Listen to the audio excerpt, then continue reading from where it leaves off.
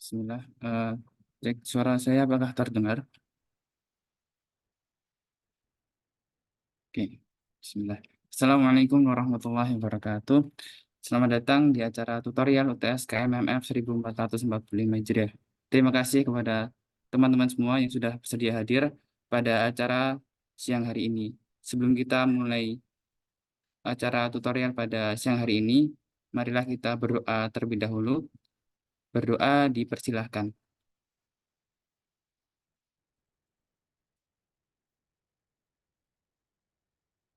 Tidak ada kata cukup untuk berdoa.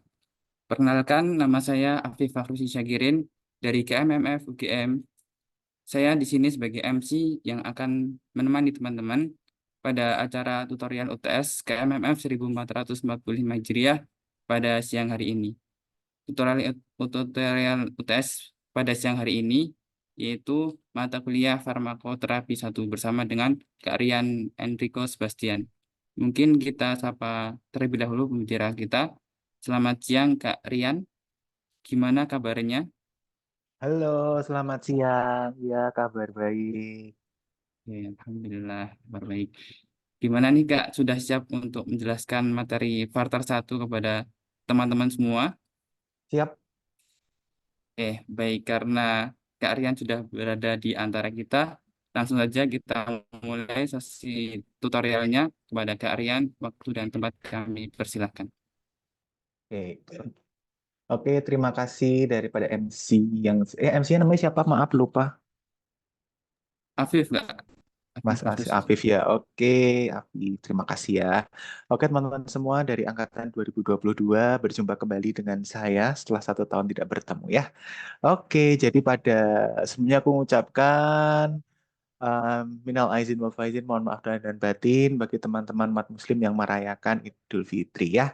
Oke, karena setelah Lebaran tentunya sebagai THR kalian aku akan berikan PPT yang sangat wow untuk teman-teman sebagai THR dari aku untuk kalian. Gitu ya. Oke,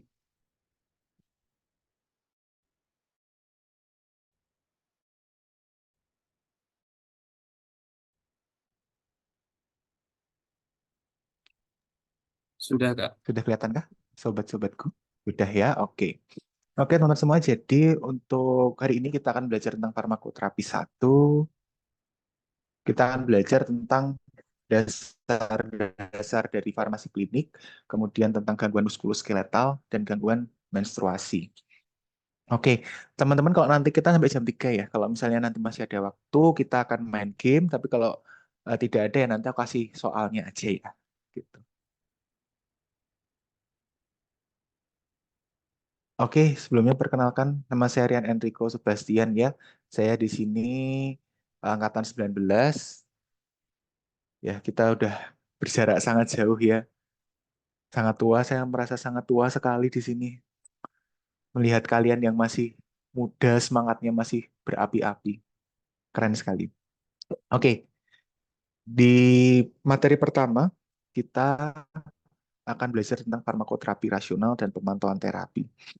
Ya, kemarin aku sempat lihat ya teman-teman, itu kan di listnya KMMF, ya aku sempat lihat itu teman-teman ada kepingin sebenarnya lebih dijelaskan di materi eh, EBM, DRP, sama tribuzulis. Kalau boleh tahu materi buzulis itu materi yang apa ya? OARA sama menstruasi atau apa?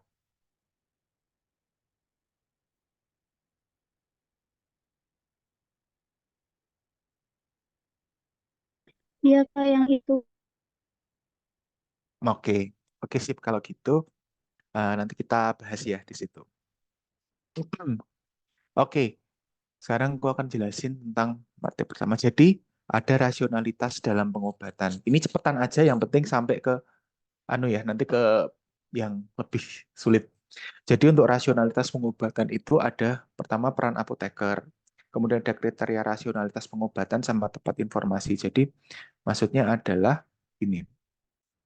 Peran apoteker itu ada di penegakan diagnosis. Jadi, maksudnya penegakan diagnosis itu bukan berarti kita mendiagnosis. Kita tidak boleh mendiagnosis, tapi kita harus memastikan apakah diagnosis itu tepat atau belum. Seperti itu. Kemudian yang kedua ada tindakan. Jadi, kita tuh apoteker itu tuh mengusulkan tindakan pengobatannya tuh mau apa. Misalnya, oh sepertinya ini memerlukan pemantauan atau oh ini perlu dilakukan cek lab untuk mendalami gitu, mendalami diagnosis. Oh, ini tuh sepertinya perlu untuk dilakukan eh, misalnya penggantian obat gitu. Jadi apoteker punya tindakan. Kemudian ada obat. Kita di sini bisa mengusulkan obat-obat apa yang sekiranya aman digunakan oleh pasien, misal gitu. Menentukan aturan pakai, kemudian aturannya udah bener belum, misalnya kalau dokter mungkin ngeresepin, oh captopril 1 kali 1, eh, itu minumnya kapan? Nah, kapannya kan kita minumnya misalnya 2 kali 1 sebelum makan, atau 30 menit saat perut 30 menit belum makan, atau saat perut kosong, bisa kan? Atau misalnya kayak menggunakan metformin. Nah, metformin itu biasanya dipakai pas kapan gitu? Dipakai pada saat makan, misal gitu. Kita yang menyampaikan. Atau mungkin nggak boleh digabung dengan obat-obatan apa, seperti itu. KIE, jadi komunikasi, informasi, edukasi. Jadi misalnya kalau ada sediaan khusus gitu. Sama evaluasi. Evaluasi itu monitoring ya. Jadi di sini tuh ada 2 macam monitoring, teman-teman. Ada monitoring keamanan pengobatan. Kalau monitoring keamanan itu tuh tentang ESO, ada monitoring efektivitas. Nah, itu kaitannya nanti dengan keberhasilan, kemanjuran obatnya itu seperti apa gitu. Nah, kalau kriteria rasionalitas, teman-teman eh, ada tepat indikasi. Indikasi harus ngerti, misalnya kalau oh memang obat ini digunakan untuk ini, gitu. Tepat penderita. Jadi jangan sampai obat itu salah eh, digunakan oleh penderita tertentu, misal eh, pasien eh, anak gitu ya, anak mengalami infeksi gitu, mengalami infeksi kok dikasih kloramfenikol gitu. Kloramfenikol kan kontraindikasi pada anak itu, pada anak di bawah, pada bayi gitu, itu kan kontraindikasi. Jadi jangan diberikan, harus tepat penderitanya, tepat obat gitu, obatnya harus benar, tepat aturan pakai sama waspada isu.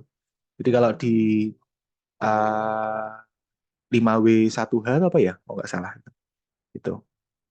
Kemudian ada tempat informasi. Jadi informasi dalam KIE itu yang perlu disampaikan tuh minimal tuh yang ada di depanmu ini gitu. Ya, jadi ada nama, indikasi, aturan pakai, cara pakai, jangka waktu, ISO penyimpanan, peringatan. Misalnya pada pasien DM, kita mau memberikan metformin. Oh, metformin. Nama obatnya apa? Metformin. Indikasi apa? Menurunkan gula darah.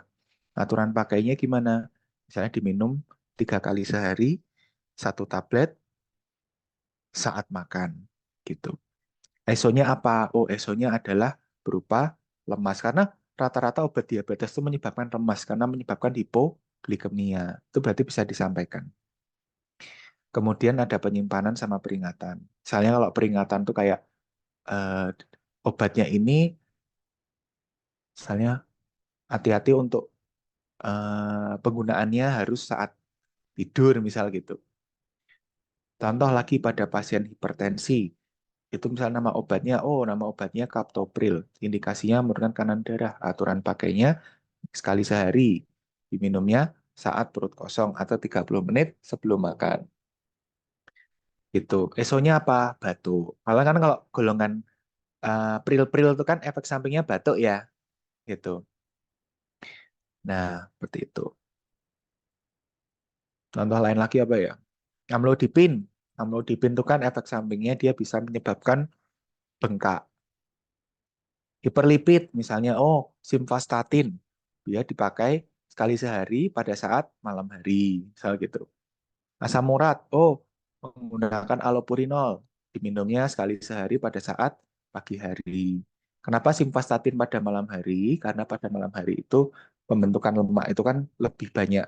Jadi akan lebih optimal jika diminum malam hari. Selain itu, simvastatin itu T setengahnya pendek. Gitu. Jadi cepat kebuang. Kalau pada pasien infeksi nih, pada pasien pneumonia atau pada pasien TB. Nah, kalau pada pasien TB itu kan berarti harus dipantau tuh aturan pakai apa, diminumnya saat kapan. Kemudian efek samping yang perlu disampaikan apa, kan banyak tuh obat-obat TB ya. Kalau pneumonia kan biasanya obat-obat Antibiotiknya perlu disampaikan ESO-nya apa. Misalnya kalau golongan penisilin, reaksi alergi, misal gitu. Kalau TB nanti ada efek sampingnya bisa berupa neuropati perifer atau merasa kesemutan, gitu. Gangguan penglihatan, itu juga bisa. Nah, ada tepat monitoring. Monitoring itu tadi udah bilang ya, keamanan tuh ISO, efektivitas tuh perkembangan hasil lab. Misalnya bersama pada pasien DM menggunakan metformin, apa yang perlu dipantau dari ESO-nya? Oh, berarti kan efek samping metformin itu adalah gangguan pencernaan dan asidosis laktat, jadi perlu diamati kadar laktatnya, misal gitu. Efektivitas perkembangan, misalnya, oh kadar gula darahnya sudah membaik atau belum, gitu. Kalau hipertensi sama, oh tensinya membaik atau belum. Hiperlipid, oh kadar lemaknya sudah membaik atau belum. Asam urat, oh kadar asam uratnya sudah membaik atau belum. Gitu. Infeksi, oh kadar leukosit sudah membaik atau belum. Seperti itu. Ya, kalau keamanan itu biasanya disesuaikan dengan obatnya, gitu. Kalau misalnya obat ACI, kaptopril, itu kan dia bisa bikin batuk kan. Nah, bisa monitor keamanan respon batuk. Atau misalnya bisa menyebabkan hiperkalemia, berarti kadar kalium, misal gitu. Oke. Karena sebenarnya teman-teman, aku mau sedikit memberikan semacam disclaimer. Sebenarnya Varter itu, terutama bagian DRP dan yang monitoring ini tuh, sebenarnya memang yang penting basicnya aja kalian ngerti. Karena obat-obat itu kan sangat banyak, ya kan? Kalau mau dipraktekkan tuh sangat banyak, efek sampingnya ini itu, dan itu membutuhkan jam terbang. Sedangkan kalian masih awal banget. Tak jelasin di awal pun, nanti kalian khawatirku malah bingung. Jadi aku memberikan yang umum-umum saja. Gitu ya. Ada irasionalitas pengobatan. Jadi ada yang boros, berlebihan, sekurang, salah gitu. Majemuk. Nah, ini tuh ada misalnya kalau pasiennya itu mungkin kalau irasional tuh wah nggak mau kalau nggak antibiotik misalnya gitu. Atau misalnya pasiennya itu nggak mau kalau nggak diminum obatnya karena mungkin pahit lah atau mungkin nggak bisa minum. Penulis resep misalnya dari sudut pandangnya itu mungkin adanya persepan yang majemuk atau polifarmasi kan bisa kan. Jadi resep obatnya ini ditulis semua gitu. Kalau dari industri bisa jadi karena mungkin iklannya yang berlebihan gitu. Misalnya minum vitamin C bisa mencegah kanker misalnya gitu kan. Orang kan termakan gitu. Kemudian distributor misalnya oh ternyata obatnya tuh ternyata mahal. Orang jadi malas beli, nggak udah beli di obatnya gitu. Atau mungkin regulasi oh mungkin BPJS-nya terlalu ketat gitu misal gitu. Dampaknya ini tadi misalnya ada kualitas hidup menurun, sumber daya menurun, terus ada ESO muncul gitu. Nah, sekarang kita ke SOAP. Jadi gini ya teman-teman, prinsip SOAP itu adalah S. Itu semua informasi yang disampaikan dari pasien. Apapun yang keluar dari mulut pasien itu subjek. Ya, biasanya berupa narasi. Misalnya, saya pasien itu merasa sulit BAB selama 3 hari. Terus kemudian diketahui pasien jarang makan sayur. Nah, itu adalah subjek gitu ya. Pokoknya apapun yang keluar dari mulut pasien, apapun narasinya itu subjek. Kalau objek itu pokoknya semua yang angka itu objek gitu. Oke, angka yang biar kamu gampang angka saja dulu. Atau mungkin bisa kalau kayak informasi dari dokter atau riwayat rekaman di sebelumnya. Tapi di sini yang paling penting adalah angka. Itu udah objek. Ya. Kemudian asesmen. Asesmen itu masalahnya apa? DRP-nya apa? Ya. Jadi asesmen itu sama dengan DRP. Lah kalau nggak ada masalah berarti gimana? Ya udah, obat tidak ada masalah. Ya sudah, gitu. Plan atau care plan itu saran atas asesmennya apa. Misal masalahnya paracetamol dosis terlalu rendah.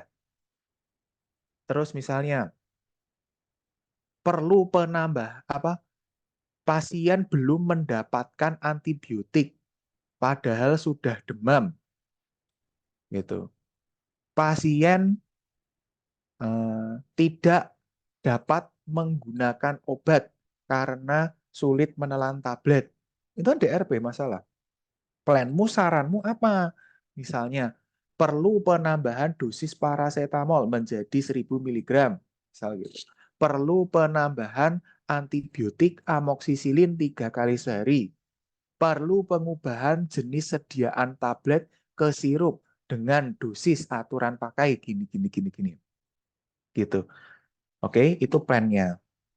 Kemudian kita bisa memberikan saran pemantauan. Perlu dilakukan pemantauan, misal tadi kan antibiotik leukosit, perlu pemantauan leukosit. Kalau tekanan darah perlu pemantauan tekanan darah setelah penggunaan obat. Perlu pe, pemantauan suhu tubuh misal gitu.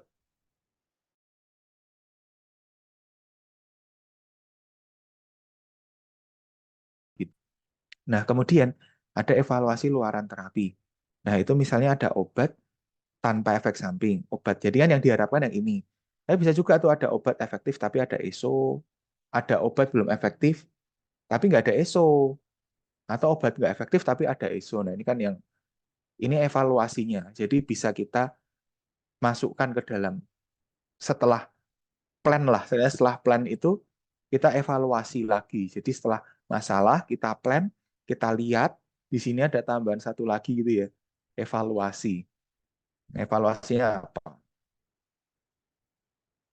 Nah, plan itu isinya itu. Ya,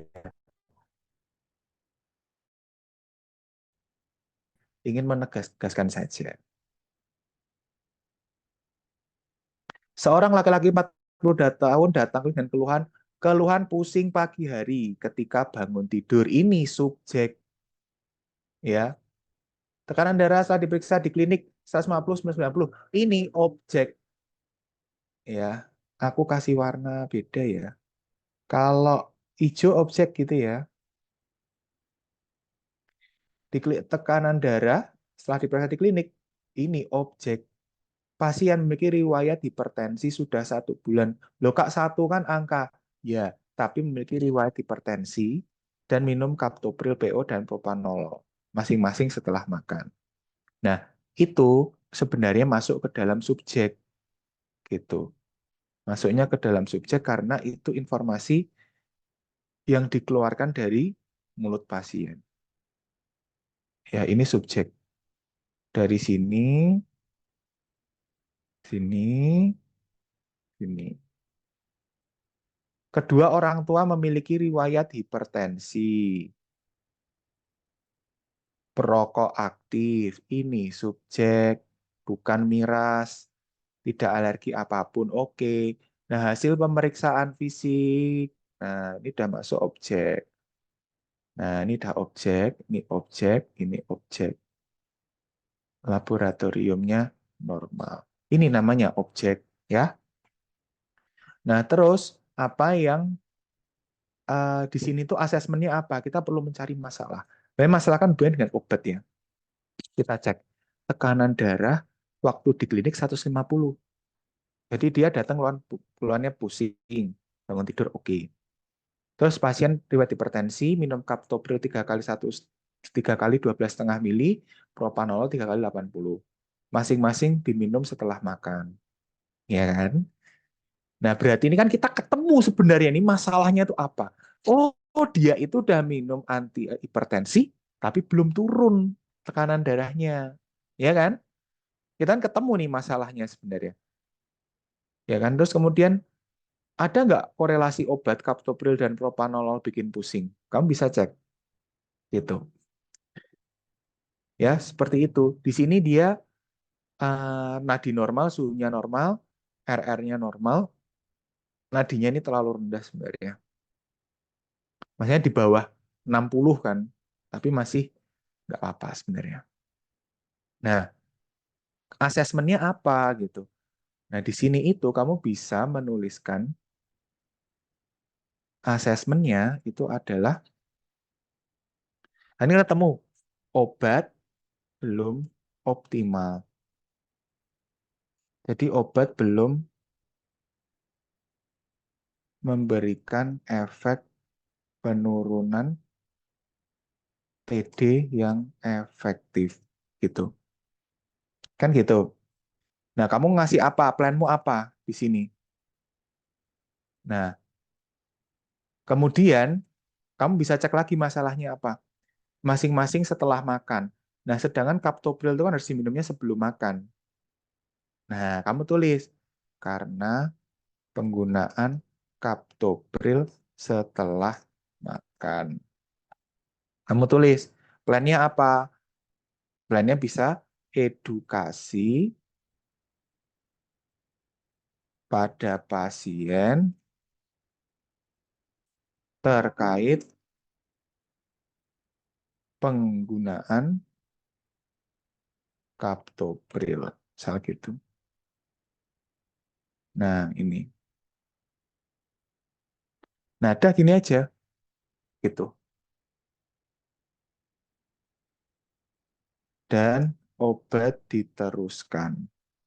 Dah, misalnya gini.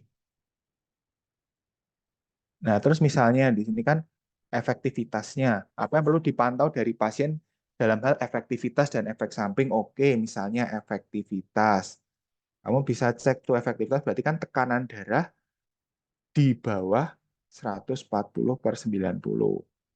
Terus kalau ESO, nah kamu bisa sampaikan captopril, ESO-nya batuk, misal gitu. Propanolol, ESO-nya asma, gitu ya. Ini contoh kasus PTO. Tapi intinya adalah at least kamu bisa membedakan subjek itu mana, objek itu mana, terus asesmennya gimana, dan plannya seperti apa. Karena asesmen dan plan itu akan lebih dalam nanti di materi DRP. Oke, sampai sini dulu. Ada yang mau ditanyakan nggak?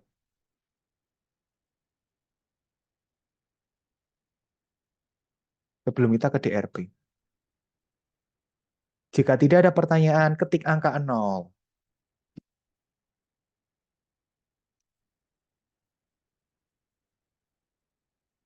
Oke. Oke, kalau tidak ada, terima kasih jawabannya. Oke, kita lanjutkan ya. Kalau ada pertanyaan langsung aja tanya. Kalau malu, boleh PC. Nanti namamu disamarkan. Gitu. Kalau malu, nggak apa-apa.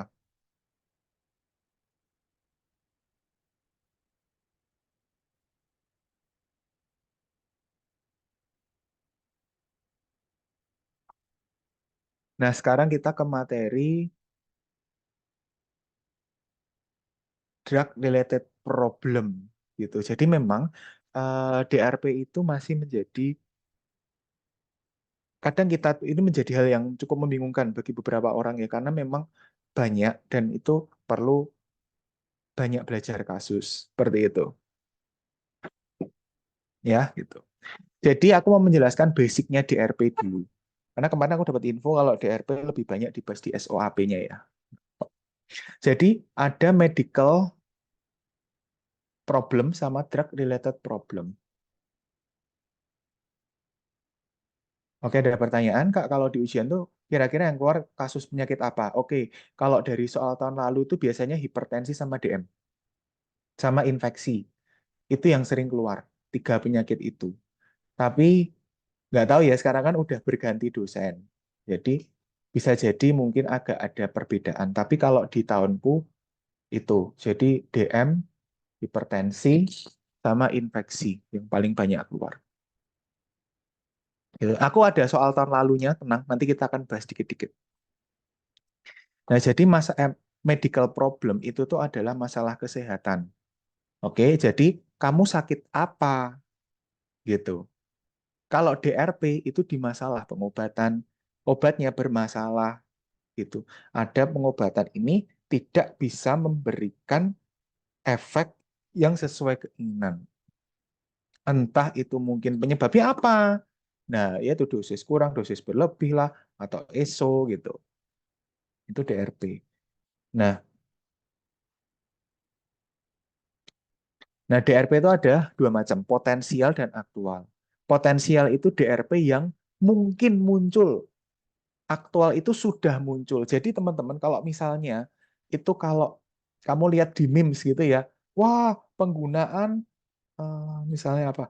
Sulfonil urea, glimepirid itu menyebabkan hipoglikemia, itu DRP potensial. Atau misalnya pada pasien gula darahnya tinggi, menggunakan metformin. Metformin itu kan tetap bisa memberikan efek lemes ya. Nah, DRP potensial dari metformin adalah lemas, misalnya gitu, lemas atau perut tidak nyaman. DRP aktual kalau pasien sudah merasakan DRP-nya, misalnya pasien mengeluh sakit perut, nah itu berarti DRP aktual, kayak gitu. Oke. Nah, permasalahan dalam DRP lo kok itu hilang. Ya, nggak apa-apa. Jadi macam-macam DRP itu udah aku ringkas seperti ini. Jadi obat kurang, obat lebih, dosis kurang, dosis lebih, obat salah, ESO, kepatuhan, interaksi. Dah ini aja. Jadi tinggal kamu milih obatnya kurang atau obatnya lebih. Tinggal ngomong kan enak tuh. Obatnya salah, ada ESO, dosisnya kurang, kepatuhan. Jadi teman-teman, ketika kamu ada kasus, mau menganalisis kasus, ini sebenarnya di Farklin ya, besok semester 6, tapi nggak apa-apa, kenal dikit. Jadi kalau kamu mencari masalah pengobatan, kamu cek obatnya. Penyakit sama obat sinkron enggak? Misalnya sinkron nih, oh oke, berarti obatnya tidak ada masalah. Misalnya, kok tiba-tiba pasien gula darah misalnya gitu, pasien asam urat gitu. Asam urat itu kan tidak boleh menggunakan obat tensi golongan diuretik kan. Nah, ternyata dikasih nih diuretik. Nah, berarti kan ini ada apa masalahnya? Obat salah gitu. Jadi kamu perlu cek antara penyakit sama obat itu sinkron nggak gitu. Jadi antara penyakit sama obat sinkron nggak, sesuai nggak? Kalau nggak sesuai, kamu harus cek. Ini berarti apa yang nggak sesuai? Oke. Kemudian obatnya sudah oke, gitu ya. Obatnya sudah oke. Atau mungkin salah obat salah itu juga bisa terjadi. Ya, kalau misalnya obatnya sudah oke, nggak ada masalah nih di pemilihan obat, kamu cek dosisnya ini, dosisnya gimana? Kurangkah? Lebihkah? Gitu. Oke. Kalau itu misalnya udah oke, sudah oke, berarti bisa aman diberikan pada pasien. Berarti obatnya tidak ada salah, dosisnya sudah oke. Kita tinggal memantau apakah ada ESO, apakah ada interaksi, kepatuhannya gimana, kayak gitu. Oke. Jadi itu kalau mendalami kasus itu. Jadi ini. Ini itu perlu ditelaah dulu. Satu, gitu ya. Ngeceknya di mana, Kak? Yaitu kamu harus cek obatnya ini sesuai nggak namanya apa? Indikasinya sesuai nggak. Terus kalau udah cek dosisnya. Nah, ini tahap 2 gitu. Terus kemudian kalau udah sesuai oke, berarti sudah oke. Setelah itu dicek interaksinya ada nggak antara obat gitu. Nah, itu bisa menggunakan drugs.com. Nah, dicek. Terus kalau udah dicek, yang terakhir ESO dan kepatuhan, ini nomor 4. Itu kalau kita mau mempelajari suatu kasus klinis. Kalau di ujian gimana, Kak? Sebenarnya jangan seperti ini ya. Maksudnya kamu yang penting ngerti konsep umumnya, cara SOAP, kamu paham, udah cukup.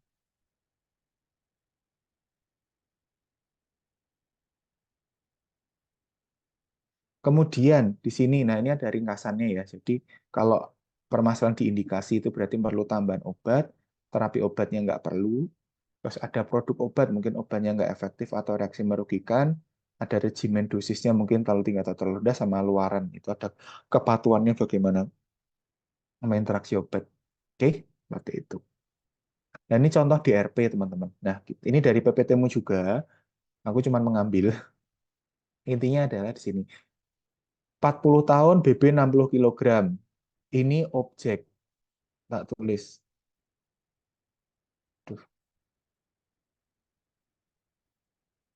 Objek tadi warna apa? Hijau ya? Ini objek. Allah, ini objek. Datang ke ide mengeluh keluhan. Oh, ada kata-kata keluhan. Berarti subjek. Keluhan nyeri perut. BAB hitam sejak 3 hari. Riwayat tukak peptik hipertensi. Wah, oke banget. Seorang customer service. Nggak apa-apa. Bukan perokok, bukan peminum. Terus menggunakan obatnya ini. Nggak ada alergi. Hasil pemeriksaan. Ini termasuk ke objek. Nih, TD, nadi, RRS. Semua normal kecuali LDL tinggi, kolesterol, endoskopi ulkus lambung, upper GI bleeding, assessment dan care plan. Oke, kita sudah menentukan S, sudah menentukan O. Nah, sekarang kita menentukan A dan P. Yuk, asesmennya gimana? Kita cek, teman-teman. Sekarang kita lihat aspirin, bisoprolol, Ator, gitu ya. Itu sesuai nggak sama penyakit untuk penyakit pasien? Itu. Pasien tuh keluhannya apa? Ada nyeri perut, BAB-nya hitam, ya kan? Ada tukak peptik, hipertensi, perliput, iskemik. Kita cek. Atorvastatin untuk apa? Dislipidemi. Oke, berarti atorvastatin nggak ada masalah. Bisoprolol di sini untuk hipertensi. Oke, tidak ada masalah. Aspirin untuk iskemik heart disease. Oke, berarti untuk obatnya ceritanya tidak ada permasalahan dalam fungsi. Fungsinya oke, ya kan? Nah, sekarang dia ada riwayat tukak peptik dan hipertensi BAB warna hitam. Nah, ini perlu kita amati lagi. Ini karena apa? Kok dia bisa warna hitam? Nah, kita perlu cek obat-obatnya itu tuh apakah bisa menyebabkan penyakit tersebut gitu. Karena kan dia kan minum obat terus muncul penyakit itu. Berarti kita harus nih pemilihan obatnya oke, dosisnya oke, nggak ada masalah ya, ini dosisnya normal. Terus kemudian tadi apa? Interaksinya dicek tidak ada, anggap aja nggak ada. Dan kita cek ke ESO dan ke ketidakpatuhan. Kepatuhannya gimana? Tidak ada informasi, berarti dianggap patuh. Oke, sekarang kita cek ESO. ESO-nya kita lihat, aspirin ESO-nya apa? Cerdas sekali. Aspirin itu ESO-nya adalah gangguan lambung hingga tukak peptik. Bisoprolol, efek sampingnya itu berupa lemas. Oke, atau berupa lemas. Oke. Atorvastatin, reaksinya ESO-nya berupa nyeri perut. Nyeri otot. Oke. Itu ESO. Nah, sekarang kita cek nih dari obat-obat ini apakah ada yang dialami efek samping obatnya apakah ada yang dialami pasien. Kita cek. Oh, ternyata pasien minum mengeluh tukak peptik dan ternyata dia mengalami BAB warna hitam dan ada tukak peptik. Oh, berarti pasien mengalami ESO akibat aspirin. Kayak gitu. Oke. Nah, terus kita cek lagi nih. Berarti ketemu satu masalah. ESO. Nah, kita tulis masalahnya. Kita ketemu masalahnya satu. ESO aspirin. Oke. Kita cek lagi yang kedua.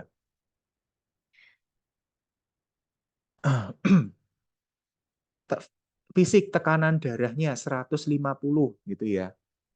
150. Nah, kita lihat di bagian mana ya tadi kalau kita ngikut yang tadi. Bentar, biar kalian gampang ngajarinnya. Nah, kita lihat obatnya. Kita lihat dari yang awal lagi. Kita sekarang fokus ke penyakitnya ini, ke hipertensinya. Kita kan lihat hipertensi. Tekanan darahnya 150. Obatnya apa? Obatnya pakai bisoprolol. Oke, bisoprolol 1 kali 5 mg PO. Obatnya milihnya udah oke nih. Bisoprololnya sudah oke. Ya kan? Terus, sekarang kita lihat efektivitasnya gimana gitu. Dosisnya oke nggak? Oke, nggak masalah. Efektivitasnya gimana sekarang? Nah, TD 150 itu berarti menunjukkan bahwa pengobatan yang diberikan belum efektif, ya, belum efektif. Sehingga tekanan darah masih tinggi, padahal sudah dapat bisoprolol. Ya kan? Berarti apa? Terapi belum efektif. Nah, udah dapat obat, tapi tensinya masih tinggi. Lah berarti kan belum efektif kan? Gitu. Ketiga, apalagi kita cek dislipidemi, dapat atorvastatin, bener nggak? Bener, bener tuh dapat atorvastatin. Terus kita lihat sekarang LDL-nya masih tinggi, kolesterolnya masih tinggi, ya kan? Nah, berarti kita cek itu seharusnya kalau orang minum Ator, kalau dia berhasil kadarnya kan akan turun, tapi ini masih tinggi. Berarti kalau masih tinggi, artinya apa? Penggunaan atorvastatin belum efektif.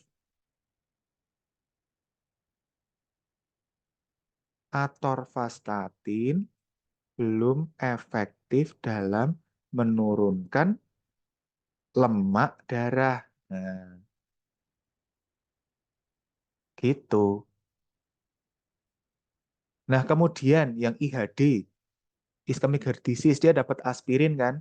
Dilihat apakah ada keluhan terkait dengan aspirinnya tuh nggak efektif atau efektif. Oh, nggak ada kok, gitu misalnya. Nggak ada kan hasil lab misalnya pasien mengeluh serangan jantung kembali, itu kan tidak ada kan. Berarti penggunaan aspirin sudah tepat, jadi aman. Nah, sekarang kita lihat lagi penyakitnya, nyeri perutnya, BAB, hitam sejak 3 hari gitu, sama tukak peptik. Ada nggak obat untuk itu? Oh, tidak ada. Ya sudah, enggak apa-apa. Tapi kan kita sudah tahu kalau pasien mengalami upper GI bleeding karena penggunaan aspirin. Seperti itu. Ya, ini adalah apa namanya? Asesmennya. Kemudian plannya gimana? Nah, untuk plannya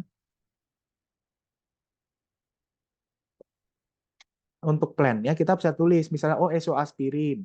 Berarti solusinya apa? Oke, lakukan penggantian obat menjadi misalnya yang lainnya clopidogrel, misalnya nggak apa-apa.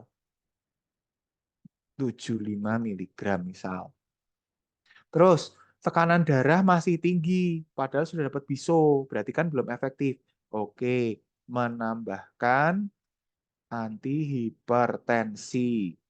Misalnya apa? Kamu sukanya apa? Aku kayaknya suka pakai kandesartan, Kak. Boleh kandesartan. Berapa miligram? Cek di Google 8 miligram.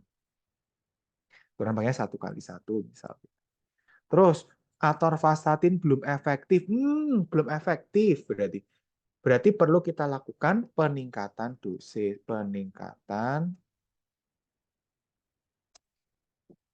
dosis, atorvastatin menjadi 20 miligram. Nah, itu ya. Nah, ini adalah plannya. Gitu teman-teman ya. Jadi untuk caranya aku ulangin seperti tadi. Lihat penyakitnya apa aja, tulis tek tek tek tek tek. Oke, obatnya itu apakah sudah sesuai untuk penyakitnya? Tek tek tek tek tek. Oh, sudah. Dosisnya gimana? Cek. Oke, aman. Oke, berarti sudah tidak ada masalah. Sekarang kita cek misalnya interaksinya gimana? Kalau interaksinya berbahaya harus ditulis. Setelah itu, apakah pasien ada efek samping? Gitu. Efek sampingnya ditulis nanti. Efek sampingnya apa? Gitu. Oke. Jadi lihat nanti kalau misalnya pemilihan obatnya udah oke gitu ya. Dilihat juga efektivitasnya.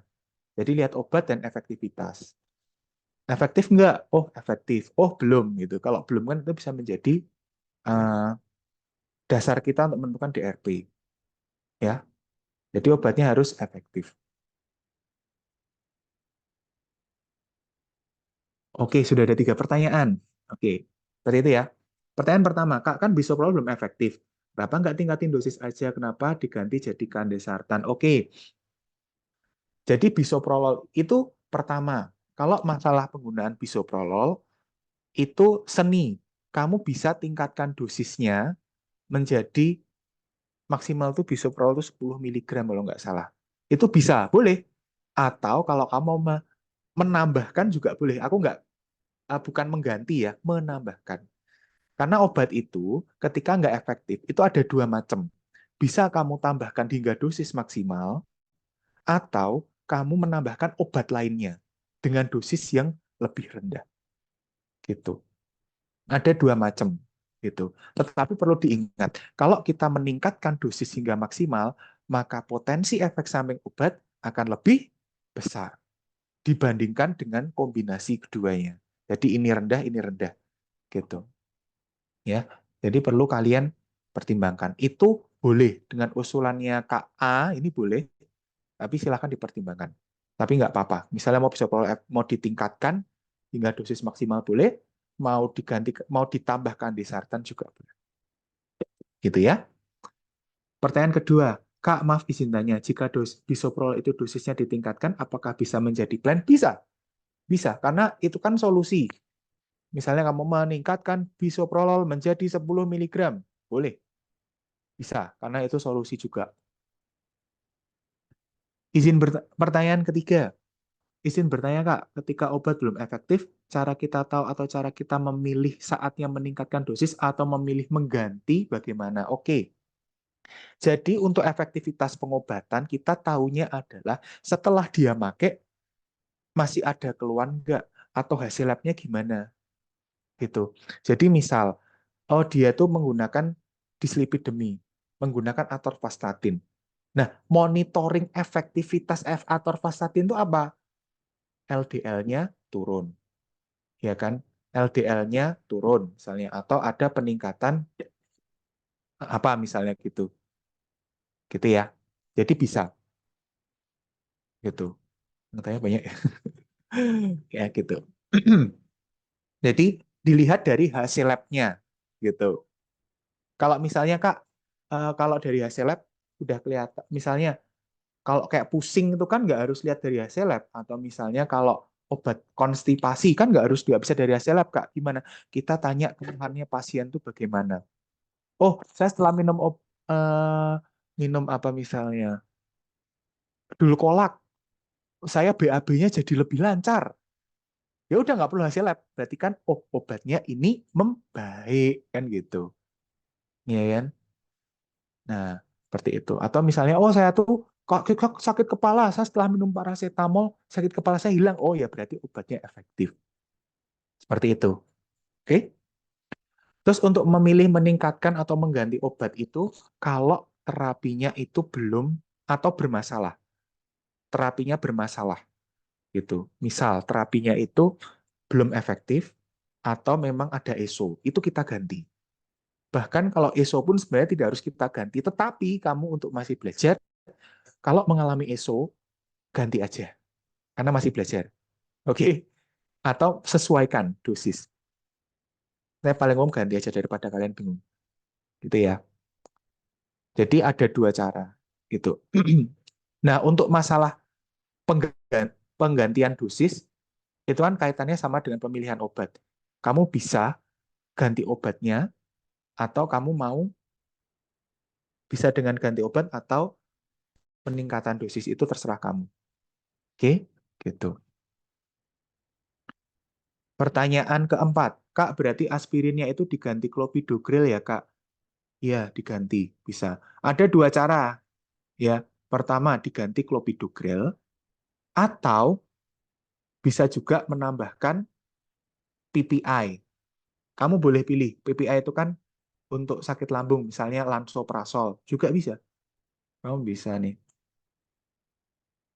Misal, kamu di sini kepengen, atau menambahkan lansoprazol 30 miligram 1 kali 1. Itu juga boleh, tergantung kamu gitu. Tapi kalau dalam kasus ini misalnya, oh karena dia udah sampai pendarahan nih, kayaknya kalau dengan lansoprazol udah nggak bisa, ya udah aku pengen clopidogrel ya nggak apa-apa, bisa gitu. Asal masuk akal pemilihannya. Itu ya.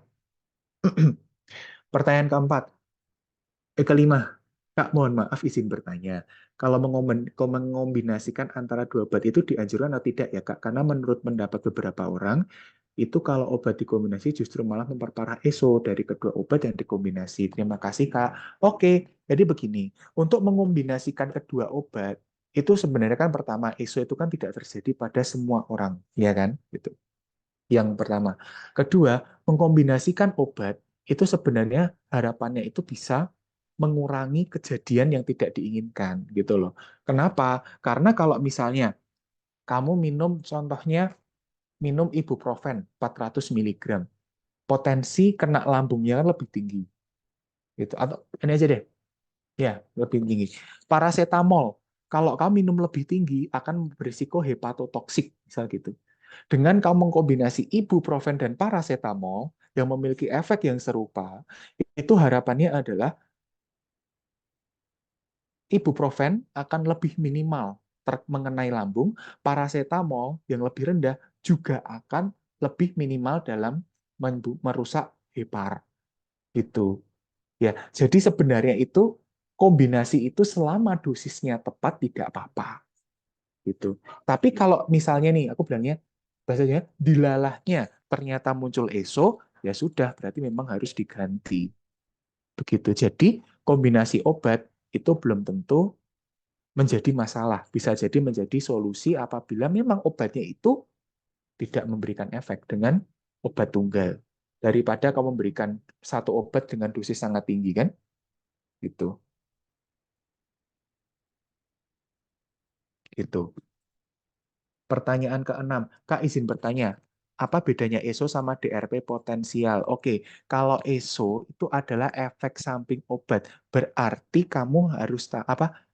Efek yang sudah terjadi pada pasien. Itu ESO.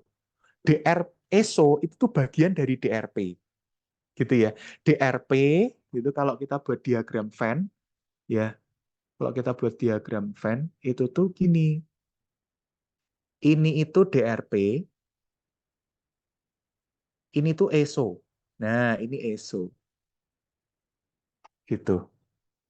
Ya, jadi di dalamnya. Kalau DRP potensial itu berarti DRP yang mungkin muncul. Kalau ESO itu kan adalah efek sampingnya. Gitu ya. Semoga menjawab ya. Pertanyaan berikutnya. Kak, apa berarti tips belajar harus hafal ESO banyak obat ya, Kak? Sebenarnya tidak harus semua dihafal. Hanya obat-obat yang memiliki ESO khas banget. Misalnya, contoh nih ya, kasus contohnya. Kalau di obat tensi itu, penggunaan kaptopril bikin batuk. Kamu harus tahu penggunaan sulfonil urea, glimepirid, gli itu bikin hipoglikemia, ya kan? Terus penggunaan amlodipin bikin bengkak, gitu. Terus apalagi ya yang umum-umum itu DM, tensi. Oh ya penggunaan anti nyeri, NSAID bikin sakit lambung. Itu harus tahu dikit-dikit, gitu.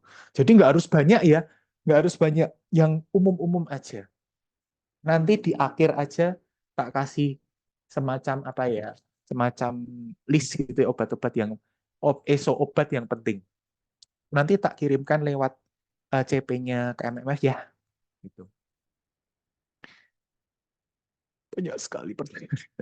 Maaf Kak izin bertanya, kalau mengombinasi dua obat untuk mengetahui dosis maksimum dari kombinasi dua obat itu gimana ya Kak? Kita menggunakan cek dari internet maksimum dosnya atau aturan dosisnya seperti apa gitu.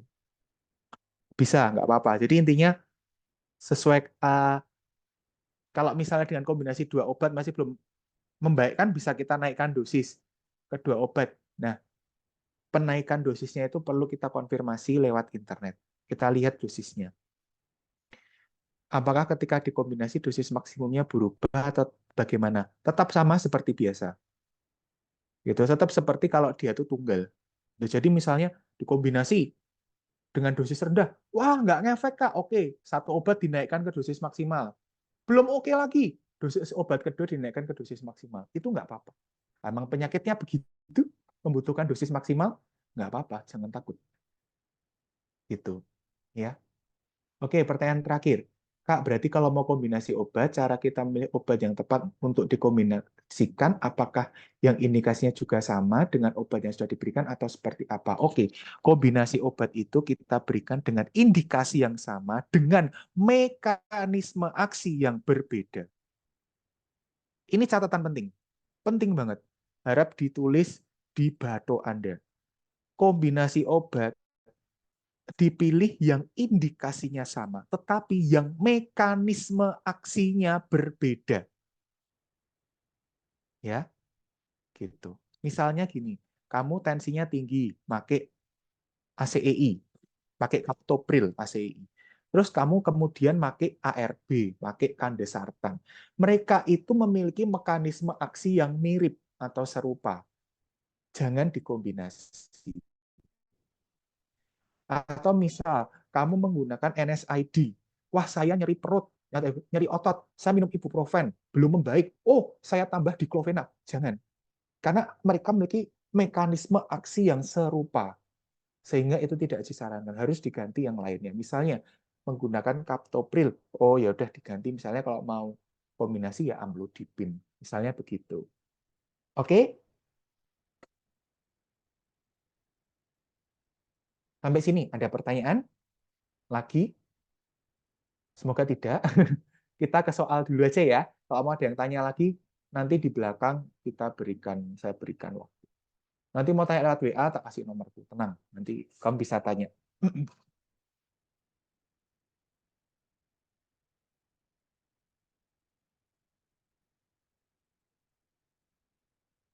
Nah, ini contoh soal. Ya, ini soal tahun lalu ya. Tuan B hipertensi, dapat lisinopril. Dosisnya 1 kali 5 mg 20 tablet. Tekanan darah terukur pada saat itu 150. Tuan B kemudian datang ke puskesmas. Di puskesmas diberikan amlodipin. Nah, berarti dia itu udah dapat lisinopril, kemudian dapat lagi amlodipin. Gitu. Nah, tekanan darah saat di puskesmas itu kan 135/85. Ini sebenarnya sudah normal. Tapi di puskesmas dikasih lagi amlodipin. Loh, dengan lisinopril saja sudah membaik kok. Kok ditambah amlodipin? Berarti itu DRP-nya adalah duplikasi terapi. Kok bisa, Kak? Gitu. Karena pasiennya itu dengan lisinopril aja sudah baik, kok ditambah lagi? Gitu, ya kan? Kontraindikasi itu kalau misalnya pasiennya tuh wanita hamil. Kalau wanita hamil kan tidak boleh menggunakan obat lisinopril atau golongan ACE ARB tidak boleh untuk ibu hamil. Atau obat salah, lisinopril. Wah, ini dikasih misalnya hipertensi malah dikasih paracetamol, itu obat salah. Dosis nggak tepat. Nah, kamu bisa lihat nih dosisnya masuk akal nggak gitu. Tapi permainan dosis biasanya jarang. Jarang yang sampai gini-gini, biasanya yang paracetamol paling gitu-gitu dosis tuh. ROTD kan ESO lah, pasien ada ESO nggak? Kalau nggak ada ya berarti ya udah aman. Berarti duplikasi terapi. Nih, Bapak D nyeri pinggang saat buang air kecil. Ternyata mengalami ISK. Dapat Cipro 2 kali 500 7 hari dan ibuprofen. 3 hari kemudian, Bapak D sudah merasa sembuh hingga minum obatnya dihentikan. Berarti apa? Ingat, kamu harus tahu di sini. Ciprofloxacin adalah antibiotik, harus dihabiskan selama 7 hari. Ya kan? Tapi kamu cek lagi nih, penyakitnya ISK. Oke. Kemudian dapat ciprofloxacin, benar nggak? Benar. Ibuprofen benar nggak? Benar. Dosisnya oke nggak? Oke. Ibuprofen oke nggak? Oke. Berarti kan nggak ada masalah. Ya kan? 3 hari, bahkan 3 hari sudah mulai merasa sembuh. Berarti kan mulai efektif. Ini sebenarnya efektif kan? Nah, tapi ternyata dia berhenti. Berarti dia masalahnya di kepatuhan. Dosisnya tepat nggak? Benar. Salah obatnya salah nggak? Enggak, ISK dapat antibiotik benar-benar aja. Kan gitu. ROTD ada ESO nggak? Dia melaporkan ada mungkin alergi obat atau nyeri saluran pencernaan. Enggak kan? Ya udah. Terapi tanpa indikasi. Nah ini ada indikasinya kan, Cipro untuk ISK, ibuprofen kalau nyeri. Berarti kan ada indikasinya. Oke. Kemudian anak Y 5 tahun mengalami diare disertai demam. Diagnosisnya diare bakteri. Dapat oralit serta antibiotik cotrimoxazole. Nah, apa masalahnya di sini? Keluarnya diare nih, diare. Udah dapat antibiotik cotrimoxazole, udah dapat oralit, ya kan? Aman. Demam, demamnya dapat obat nggak? Enggak. Harusnya dapat paracetamol dong minimal. Wong dia demam kok, ya kan? Berarti ada obat yang kurang. Nah, obat kurang. Terus kita lihat lagi. Dosisnya oke nggak? Nggak ada dosis, nggak usah diperhatikan berarti. Kemudian eh, ada interaksi nggak? Nggak ada, oke aman.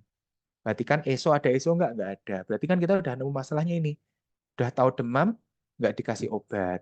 Berarti ada indikasi tidak diterapi atau obat kurang. Gitu. Nona Tuan N, GC General Check Up, kontrol tekanan darah 150. Minum captopril. Beberapa hari setelahnya kembali keliling dan keluhan batuk. Nah, kan ESO ya. Nah, berarti kan ESO-nya captopril. Ini yang menyebabkan batuk. Teman-teman dari sini sebenarnya sudah bisa belajar untuk menulis SOAP ya.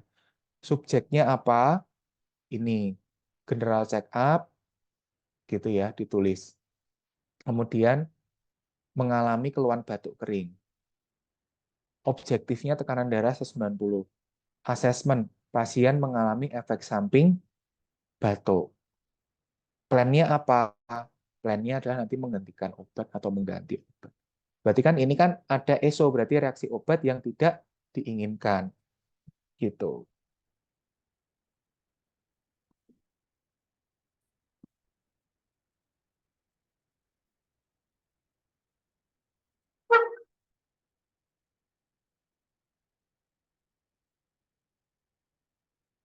Nah, kemudian di sini kita lanjut. Nyonya B datang ke apotek dengan keluhan sakit kepala. Apoteker melayani pemberian obat bebas PCT 500, menuliskan obat 3 kali 1. Sampai di rumah Nyonya B minum obat 3 tablet. Waduh. Ya kan? Berarti kita harus lihat obatnya paracetamol benar untuk mengatasi keluhan sakit kepala. Tetapi si Nyonya B ini minumnya sekali langsung 3 tablet. Harusnya kan 3 kali 1 jadi 1 kali 3. Nah, berarti itu frekuensinya yang tidak tepat. Ya, dosisnya bukan terlalu rendah lagi, terlalu tinggi ya. Gitu. Lagi, Tuan A membeli OBH. Pada leaflet tulisannya 3 kali 15 mili. Tiap kali minum, dia malah minum 1,5 sendok teh. Ingat, 1 sendok teh itu sama dengan 5 mili, teman-teman ya. Berarti dia harusnya minum 3 kali 3 mili, 3 sendok teh. Tapi dia malah minumnya 1 sendok teh doang. Berarti dosisnya kurang. Kalau salah obat kan nggak salah, ya kan? Benar OBH untuk obat batuk berdahak. Kontraindikasi nggak ada kontraindikasi, gitu. Tanpa indikasi ada indikasinya. ROTD enggak, gitu. Ya. Bayi 2 bulan, gitu ya, mencari penurun panas. Petugas apotek memberi paracetamol tablet. Sekarang kamu bayangkan, bayi umur 2 bulan masih tidak berdosa, tidak tahu apa-apa, dunia saja dia belum tahu, kamu cekoi paracetamol 1 butir gitu gimana? Kan keloloten, ya kan? Nanti yang ada tuh panasnya turun, ya kan? Panasnya hilang, nyawanya juga hilang, ya kan? Jadi kalau udah tahu bayi umur 2 bulan kamu kasih paracetamol, panasnya hilang, yang tablet ya paracetamol tablet, udah panasnya oke hilang, nyawanya ikut hilang. Seperti itu. Jadi kita tetap harus bisa memilihkan obat itu sediaannya yang tepat apa. Gitu ya. Nah, jadi kan berarti kita berikan sediaan drop, jangan diberikan tablet ya. Bentuk sediaannya nggak tepat. Ibu K memiliki datang ke klinik dengan keluhan kencing di malam hari, selalu haus, alergi sulfa. Nah, ini GDP-nya 159, HbA1c-nya 8,1, diagnosisnya DM. Diberikan glibenclamid, DRP-nya apa? Nah, ini memang agak pengetahuan umum ya, pengetahuannya agak dalam. Jadi glibenclamid itu adalah golongan sulfa, karena glibenclamid itu golongan sulfonil urea. Ya, jadi makanya tidak boleh diberikan pada orang yang alergi sulfa, sehingga pasien ini mendapatkan obat yang membuat dia alergi. Ya, makanya dia berarti pasien mendapatkan obat yang salah. Gitu. Orang glibenclamid sulfa, ibunya alergi sulfa. Ya kan? Berarti kan obat salah. Dosis tidak tepat, oke, nggak salah aja. Dosisnya oke, penggunaan obat sebenarnya tidak perlu kan? Perlu. Pasien tidak patuh, mana ketidakpatuhannya? Gitu ya. Reaksi obat tidak diharapkan, mana ESO-nya? Kan tidak ada. Gitu. Kalau misalnya nanti muncul gini, ada soal pasien Ibu K mengalami rasa kulit kemerahan sekujur tubuh dan diare. Gitu. Diketahui Bu A itu mengonsumsi glibenclamid dan diketahui memiliki alergi terhadap sulfa. Nah, itu baru bisa kamu tuliskan reaksi obat tidak diharapkan. Gitu. Sekaligus obat salah. Jadi ada dua, teman-teman. Kalau kasusnya seperti itu. Oke, sudah habis. Ada yang mau ditanyakan terkait DRP sebelum kita ke EBM?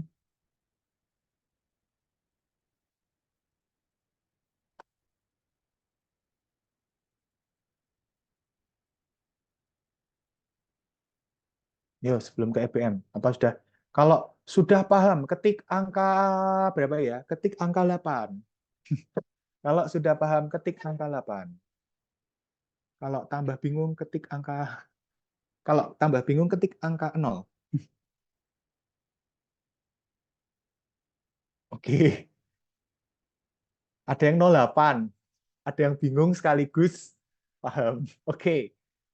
Keren. Sip. Oke, teman-teman, thank you atas responnya. Oke. Jadi kita akan belajar tentang evidence-based medicine atau yang kita kenal untuk bagaimana kita mencari sumber yang tepat terkait dengan pengobatan pasien. Gitu. Jadi ini adalah contoh kasus ya. Apakah paracetamol bisa diberikan pada anak saya? Nah, jangan kita jawab, aduh kurang tahu, belajar dulu sana. Ya, hindari. Gitu. Nah, jadi kita EBM itu apa sih? Jadi EBM itu intinya adalah kita itu mencari sumber dari sumber atas pertanyaan yang diajukan. Ya, misalnya aku mau tanya gini, boleh nggak sih atorvastatin diberikan pada ibu hamil? Itu kan pertanyaan. Terus kita kemudian mencari sumber. Ambil 10, kita cari jurnal yang mendukung. Ada 20 jurnal. Gitu ya. Terus kita lihat dari 20 jurnal ini, kita harus milih dong. Kita harus mengappraise. Nanti di farmasi klinik 1 ada critical appraisal. Kita kan diajarin. Itu kita milih dari 20 jurnal itu yang oke yang mana. Gitu, yang bisa membantu pertanyaan jawaban kita tuh yang mana. Kemudian kita meng-apply. Oh, kita udah nemu nih jawabannya. Oke, kita aplikasikan kepada pasien. Berhasil nggak? Oh, ternyata berhasil. Ya udah tahu, wah gagal. Nah, gitu. Ya. Jadi IBM itu di sini itu ada Yang pertama, kita tuh harus menggunakan best research evidence. Jadi kita harus melihat riset yang terbaik itu yang mana. Kemudian ada clinical expertise, jadi ada pengalaman klinis, bukan berarti katanya mbah saya, gitu, bukan gitu. Katanya tetangga saya, nah itu, ya. Kemudian ada patient value dan expectation. Jadi eh, apa hasil dari penerapan IBM itu kepada pasien. Jadi karena itu mempengaruhi hasil atau outcome pasien sama ekspektasinya. Kan pasien sudah berekspektasi cepat sembuh kan. Katanya dukun saya, kalau saya itu sakit gula, disuruh minum air tebu. Nah, itu kan orang gila, dukun gila. Ya kan? Itu tidak berdasarkan IBM. Nggak boleh kita kayak gitu. Udah tahu, kalau kata dukun saya, kalau mau menurunkan lemak darah, harus banyak makan opor. Nah, itu kan orang gila. Ya kan, bukan clinical expertise, tapi dukun expertise. Ya, itu. Yang ada pasien yang bukan sembuh, tapi berbahagia. Tapi di surga. Ya, nek masuk surga ya. Oke, S. Kita ke S. Di S itu ada prinsip 5W1H. Artinya adalah kita tuh tanya ke pasien tuh gimana. Tanya what, when, where, gitu-gitu. Terus PICO. Nah, ini adalah tentang PICO. Nah, PICO itu patient. Pasien ini tuh sakit apa? Diagnosisnya apa? Keluhannya tuh apa? Oke, itu harus tahu diagnosis atau keluhan. Intervensi itu dikasih obat apa? Disuruh apa? Gitu misalnya, ya kan? Misalnya, terus comparison dibandingkan obat mau bandingin sama apa? Outcome itu setelah diberi intervensi apa hasilnya? Misalnya gini, pasien dengan keluhan, misalnya, ini contoh gila ya, pasien dengan keluhan hiperlipidemia, gitu, intervensinya opor, gitu, comparison opor dibandingkan dengan gule, gitu, outcome-nya apa, gitu, outcome-nya apakah outcome-nya itu berarti penurunan kadar lemak darah pada pasien. Nah, seperti itu, teman-teman. Itu contoh PICO. Tapi itu PICO yang ngawur. Gitu ya. Tapi yang penting kamu tahu, di belakang ada contohnya. Nanti aku jelaskan. Nah, kemudian ada acquire. Jadi kita memilih studi yang cocok. Ada PICO plus TT. Misalnya penegahan diagnosis, kita menggunakan studinya prospektif. Ada prognosis, kita menggunakan studinya cohort. Terapi, kita menggunakan RCT. Etiologi, kita pakai RCT. Prevensi, kita pakainya RCT. Cost analysis menggunakan analisis ekonomi. Ya, jadi dari PICO yang sudah kita susun tadi, itu dari jadi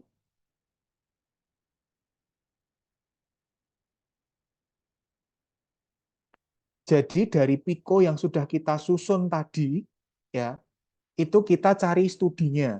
Jadi kita cari pertanyaannya itu apa? Ikuti tabel misalnya, eh, apakah atorvastatin dan simvastatin efektif dalam menurunkan kadar lemak darah pada pasien gangguan ginjal, misal gitu. Berarti kan itu pertanyaan tentang terapi. Oh, berarti aku nyari studi minimal RCT. Kalau RCT itu misalnya Kak, ada yang lebih tinggi lagi boleh nggak? Oh, boleh silakan gitu. Ya, gitu. Tapi perlu kita ketahui kalau studi semakin rendah berarti ceritanya kekuatannya itu makin rendah. Oke? Nah, kemudian di sini studinya apa? Nah, tinggal di sini ya. Tipe pertanyaan ini studinya. Oke ya, tapi tidak perlu dihafalkan. Ada hierarki studi, jadi studi tertinggi itu urutannya adalah systematic review, SR. Kemudian RCT, kemudian ada cohort, terus ada case di sini tuh ada case report, case series, kemudian baru teks. Jadi paling tinggi. Jadi dicatat ya teman-teman ya. Paling tinggi systematic review, paling rendah itu adalah cross sectional. Dicatat, dicatat, dicatat di tab, di kertas, di batuk, silahkan. Tapi paling tinggi systematic review, paling rendah cross sectional. Nah, ini untuk macam-macam studi ya tadi kedobel ya. Ya ini yang tak merah tuh yang didalami saja. Kemudian ada appraise. Jadi itu apakah sumber yang didapatkan itu valid enggak, berimpact dan dapat diaplikasikan enggak gitu ya. Nah, ini adalah lembar appraise tuh kayak gini ya. Gitu. Apply itu diterapkan, kalau assess tuh kalau assessment itu tuh nanti di assess tuh nanti ada pilihannya. Apakah terapinya mau dihentikan atau mau diganti atau mau dilanjutkan. Nah, itu tergantung. Nah, hasil studinya itu adalah appraise, apply, assess. Tapi yang paling penting adalah yang di awal tadi kamu udah ngerti. Jadi kekurangannya itu adalah dia memang memakan banyak waktu. Nyari 10 jurnal emang nggak pusing apa? Butuh akses literatur yang banyak, harusnya statistik bias, konflik kepentingan, ya. Nah, itu contoh, ini kita ke soal. Jadi, teman-temanku semua yang kucintai. Contoh, dalam suatu ini Pio mendapatkan pertanyaan. Apoteker itu telah mengidentifikasi inti pertanyaan klinik. Terus langkah selanjutnya apa? Berarti kan udah asnya udah dapat. Berarti kan tahap berikutnya adalah acquire atau mencari evidence yang baik. Ya kan? Mencari gitu. Critical appraisal itu ketiga. Kemudian nanti itu ini tiga critical appraisal, meringkas bukti untuk menentukan angka confidence itu masih masuk tiga karena dia masuk ke critical appraisal, ya. Kemudian menyimpulkan dan menerapkan bukti ini ke yang keempat, ya. Yang terakhir adalah evaluasi. Nah, tulisin deh. Ini tuh yang pertama, ini yang kedua, ini ketiga, ini juga ketiga. Eh, sorry, keliru.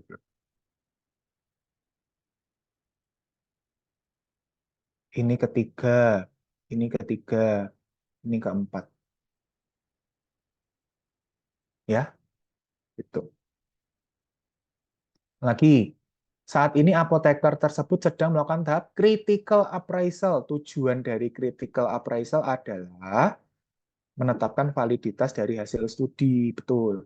Jadi, melakukan telah kritis dari hasil pencarian jurnal. Jadi jurnal yang sudah didapat itu dilihat semuanya. Ini tuh dipilah mana yang oke, mana yang enggak, mana yang oke, mana yang enggak. Jadi kita menetapkan validitasnya seperti apa. Gitu.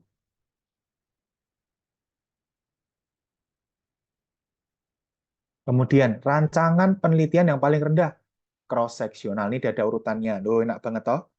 Tinggal dibaca. Oh, sorry, paling rendah case report. Maaf. Paling rendah case report ya. Paling rendah. Itu paling rendah. Rendah banget. Ternyata masih ada. Sorry. Kemudian paling tinggi systematic review. Berarti tak ulangi ya, paling tinggi sistematik, paling rendah case report. Gitu. Pokoknya ada kata case. Oh, case report aja itu paling rendah. Unsur dari evidence. Berarti adalah research, bukan empirical. Empirical itu tuh katanya. Kemudian preclinical expertise itu berarti kan masih pada mencit.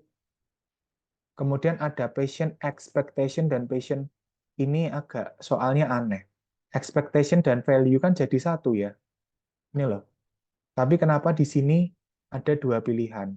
Berarti soalnya salah. Soalnya nggak benar. Tapi kita lihat sih, ada 2, 3, 5. Oke, 2, 3, 6 nggak ada ya. Ya udah, berarti 2, 3, 5. E.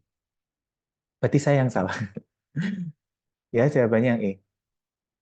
Ini 5 dan 6 ini benar ya, sebenarnya benar ini. Ini benar. Nah, tinggal kamu pilih aja pilihannya yang sesuai. Ini double, nggak usah. Nah, ini Pico. Apakah ibuprofen lebih baik dibandingkan parastamol dalam meredakan demam pada pasien dengan infeksi pneumonia? Piconya apa? P. P itu tuh adalah pasiennya itu sedang sakit apa? Ya, pasiennya tuh sakit apa? Pasiennya sakit pneumonia penyakitnya. Tapi kan dia kan pasien juga demam. Nah, demam itu kan demam itu kan disebabkan dari pneumonianya. Jadi penyakit utamanya gitu ya. Dan kalau ketemu Pico, penyakit utamanya apa? Ini kata kuncinya, keywordnya itu ini. Keywordnya ini. Pasien dengan, itu keywordnya. Dah. Besok kalau kamu ketemu Pico, pasien dengan itu keywordnya, itu Piconya. Ini Pico. Ini bukan Pico. Ini bukan Pico. That's not Pico. Oke? Nah ini. Dalam suatu praktik pelayanan PIO, apoteker menemukan lebih dari 10 artikel jurnal yang relevan dengan pertanyaan dokter. Apa keterbatasan IBM ini kan kekurangannya apa gitu ya? Silahkan kamu bisa cek. Nah, kalau dari aku, tidak dapat digunakan untuk membuat keputusan klinik atau penilaian mengenai cost dan benefit gitu. Jadi kalau sudah menemukan 10 jurnal, setelah melakukan pencarian literatur, terus yuk ngopo gitu kan. Kalau sudah 10 jurnal itu kan harus di critical appraisal dulu. Kalau nggak di critical appraisal dulu, ya nggak dapat dibuat untuk keputusan klinik dong. Gitu. Ya kan? Dia kan baru tahap mencari. Baru tahap uh, acquire. Belum ke appraise. Kalau udah appraise baru bisa. Gitu. Oke? Ya, sudah selesai EBM. Ada yang mau ditanyakan nggak? Silahkan aku beri kesempatan 30 detik bertanya. Kalau tidak ada pertanyaan, tak lanjutkan. Yuk.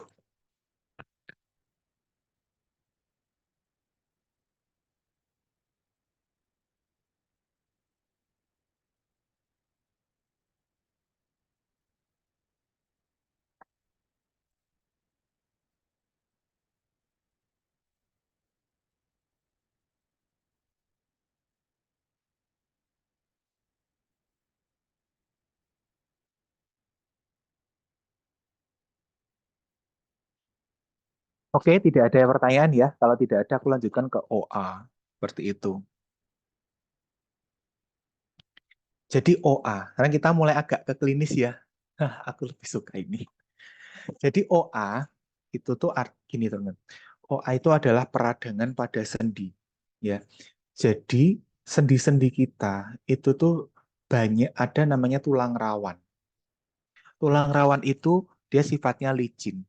Tujuannya adalah supaya ketika ada gesekan itu tidak terkikis tulangnya. Tetapi pada pasien dengan osteoartritis itu tulang rawannya itu tuh menipis sehingga antara sendi dengan sendi itu bertemu dan bergesek. Gini, bisa lihat anuku nggak ya foto? Oke, jadi sendi dengan sendi ini bergesek. Nah, karena bergesek, jadilah peradangan. Namanya osteoartritis. Paham ya? Nah, kemudian ini bukan karena imun, tapi kalau RA itu karena imun.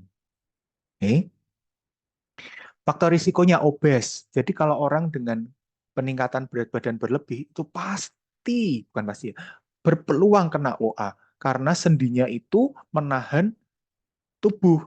Apalagi misal, mohon maaf, dengan pasien obesitas, turun tangga, sendi mah jeduk, jeduk, jeduk, jeduk, jeduk, jeduk gitu. Ini terhantam terus. Otomatis akan kegesek, gesek, gesek, gesek, gesek. Ya sudah, jadilah OA. Jadi OA itu apakah bisa disembuhkan? Kalau aku boleh bilang, itu tidak bisa. kita hanya bisa mengurangi reaksi peradangannya saja. Gitu. Selama peradangannya itu masih bisa diatasi, selama pasien masih belum merasakan nyeri yang mengganggu, oke kita berikan obat. Tetapi kalau pasien sudah sampai tidak bisa gerak, sudah bengkak, ya harus ganti sendi lutut. Oke? Ganti sendi lutut itu gampang kok. Cuman ya sendinya dihancurin gitu. Saudara saya kemudian ada tuh yang ganti sendi lutut. Itu waktu operasi katanya suaranya duak, duak, duak, duak gitu. Kedengeran mukulin tulangnya gitu. Karena udah ganti bisa jalan-jalan sumpah gitu. Ya. Jadi usia di atas 45 tahun itu juga lebih berbahaya. Nyerinya tuh lokal jadi cuman di sendinya itu tok gitu ya. Sama simetris kanan kiri biasanya. Nah, ini patogenesisnya teman-teman. Jadi tulang rawan kita itu tuh ada yang namanya kartilago. Ini ada sel namanya kondrosit. Nah, kondrosit ini akan diproduksi terus-menerus seharusnya untuk melindungi sendi dari benturan. Tetapi karena adanya sel peradangan, ya, adanya peradangan atau adanya proteinase, itu membuat peningkatan risiko peradangan atau interleukin. TNF ini kan sitokin ya, peradangan. Nah, peradangan, sel-sel peradangan inilah yang nantinya akan merusak kondrosit. Gitu. Kondrositnya akan rusak sehingga akan terjadi bukan merusak ya, tapi lebih ke karena adanya peradangan, kemudian ininya semakin rusak. Nah, itu dia akan makin menghantam, makin menghantam, makin menghantam, akan terjadi kerusakan. Gitu. Obatnya itu ada dua macam, teman-teman. Aku pisahkan. Pertama, untuk anti nyeri, itu ada NSAID. Nah, NSAID itu ada dua macam. Ada yang selektif dan non-selektif. Ya, kalau non-selektif itu contohnya ini ada diclofenac, mefenamat, buprofen. Aksinya seperti itu, bisa kalian baca. ESO-nya gangguan GI. Oke. Nah, kalau yang selektif itu celecoxib. Biasanya kalau pasien OA dengan gangguan lambung, misal, kasihnya celecoxib. Tapi ESO-nya gangguan jantung, menyebabkan iskemia jantung. Atau kortikosteroid, jadi triamcinolone intraartikuler, jadi disuntik di pas tulangnya. Itu. Disuntik di pas tulangnya sehingga akan mengurangi risiko peradangan. Tapi kalau kortikosteroid suntik itu teruskan disuntik akan terjadi osteoporosis. Ya, jadi perlu hati-hati. Kemudian ada suplemen hyaluronat namanya. Ini untuk pelicin, jadi komponen alami sendi sebenarnya. Jadi yang ada di sini itu salah satunya ada asam hyaluronat. Nah, itu digunakan untuk sebagai pelicinnya sendi. Gitu. Tapi ini evidence-nya masih rendah. Nah, glukosamin kondroitin itu kalau sudah parah tidak bisa berpengaruh lagi. Ya, sudah parah sudah nggak bisa. Kecuali kalau masih belum terlalu parah, masih bisa. Jadi seperti itu. Nah, ini kalau pemberian paracetamol gimana, Kak? Itu bisa diberikan kalau memang dia pasien swamedikasi atau para swamedikasi yang memiliki gangguan GI atau pasien geriatri. Dan paracetamol bukan NSAID, perlu diingat ya, bukan NSAID. Ya, gitu. Tapi bisa nggak diberikan? Bisa ya, tapi ibaratnya kalau kamu itu menggunakan paracetamol untuk OA, itu ibaratnya adalah kamu itu ini sih, ibaratnya tuh kamu tuh mau menebang pohon beringin pakai sendok teh. Nah, kayak gitu. Kamu bisa bayangin ya, nebang pohon beringin tapi pakai sendok teh. Nah, itu kalau kamu pakai paracetamol untuk OA itu kayak gitu rasanya. Nah, ini untuk algoritma sedikit ini tuh sebenarnya bukan algoritma resmi ya, tapi supaya teman-teman tuh gampang belajarnya. Jadi kalau ada pasien nyeri, cek ada gangguan GI-nya nggak? Oh, nggak ada. Oke, kalau nggak ada, apakah dia swamed atau non-swamed? Kalau misalnya dia non-swamed nih di rumah sakit, kita bisa berikan NSAID. Ya, bisa berikan NSAID. Terus, kalau dengan NSAID ternyata ada efek samping lambung, ya udah kita berikan golongan yang koksib tadi atau analgesik topikal. Ya, kalau membaik ya diteruskan, gitu ya. Nah, terus kalau memang misalnya di sini ada nyeri lambung, oh ya udah langsung aja dikoksib, gitu. Tapi koksib bukan swamedikasi. Yang bisa kalau swamedikasi topikal, oke? Jadi kalau gangguan G, patokannya adalah di gangguan GI-nya. Kemudian ada di sini bisa kita berikan hyaluronat atau steroid, juga boleh di sini atau di sini dikombinasikan. Itu dengan catatan memang diperlukan. Kalau nggak perlu ya nggak usah, nggak wajib ini sifatnya ini tuh nggak wajib gitu. Yang penting tuh ininya. Ya kalian ngerti alurnya berpikir tuh cukup. Nah ini adalah soal-soal yang keluar di UKI teman-teman. Ini juga kemarin keluar ini OA keluar. Jadi kalau nyeri plus GI pakainya koksib gitu. Kalau nyeri dengan atau tanpa GI ingin menambah terapi ya pakai hyaluronat. Swamedikasi nyeri pakainya WA. Ini obat-obat WA-nya gitu.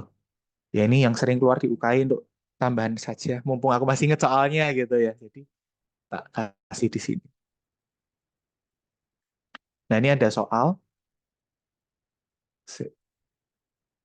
suplemen di bawah ini untuk terapi tambahan osteoartritis.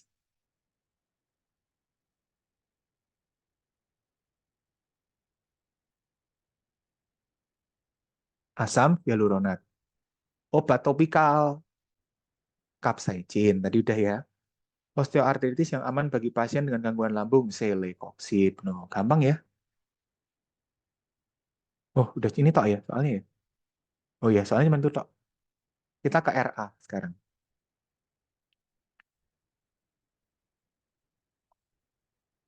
Kita ke RA. Nah, RA itu apa yang terjadi pada pasien RA? Jadi pasien RA itu mengalami yang namanya autoimunitas. Jadi di dalam tubuh kita, oh, oh ya, jadi ada autoimunitas. Jadi RA itu ibaratnya adalah antigen di dalam tubuh itu menyerang sendi, gitu. Kemudian setelah menyerang sendi itu membentuk namanya autoantibody atau namanya rheumatoid factor. Oke. Nah, rheumatoid factor itu tuh wujudnya adalah IgM polyclonal antibody. Nah, itu jadilah. Nah, kamu harus mengerti RA dan OA itu beda. Kalau RA itu dengan imun, OA itu radang biasa. Itu ya. Itu. Nah, ini patogenesisnya yang paling penting adalah, ini agak susah dipahami ya sebenarnya. Jadi intinya adalah ketika di dalam tubuh kita itu terjadi kesalahan ini, APC, antigen presenting cell, itu tuh ceritanya dia tuh menerjemahkan tubuh kita itu sebagai suatu antigen. Nah, ketika APC yang salah ini tuh, wah salah kira nih gue, gitu. Dia akan menghubungi T-cell. T-cell ini menangkap informasi, membuat, wih, ternyata tulang kita itu sebagai antigen. Nah, T-cell akan menghubungi sel B. Sel B akan mengeluarkan sel plasma yang bentuknya Y itu ya, yang bentuknya Y. Nah, si Y itu nanti akan merusak tulang-tulang kita. Begitu, bukan tulang-tulang mereka, gitu, tulang-tulangnya itu. Ya, jadi itu adalah mekanisme kenapa bisa terjadi karena kurangnya toleransi imun.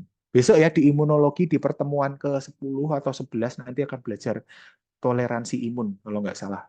Nanti bisa kalian pahami RA dari situ.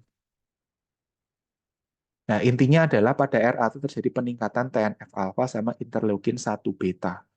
Ini yang meningkat drastis dan inilah yang membuat terjadinya reaksi peradangan. Nah, indikator progresivitasnya pakai apa? Tadi pakai rheumatoid factor. Jadi ya. Kemudian penanda patogenisitas terjadinya rheumatoid arthritis. Nah, ini loh. Ini loh. Nah, ini loh, ini loh. Nah, Nah, ini ya. Jadi TNF alfa. Ini di bukunya panduan guideline terapinya RA juga ada. Ya.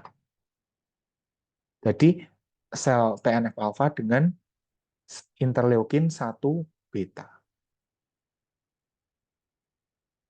Ini algoritma terapinya agak mumet ya, tapi yang paling penting teman-teman pelajari itu adalah simpelnya adalah pertama tuh dengan methotrexate. Oke?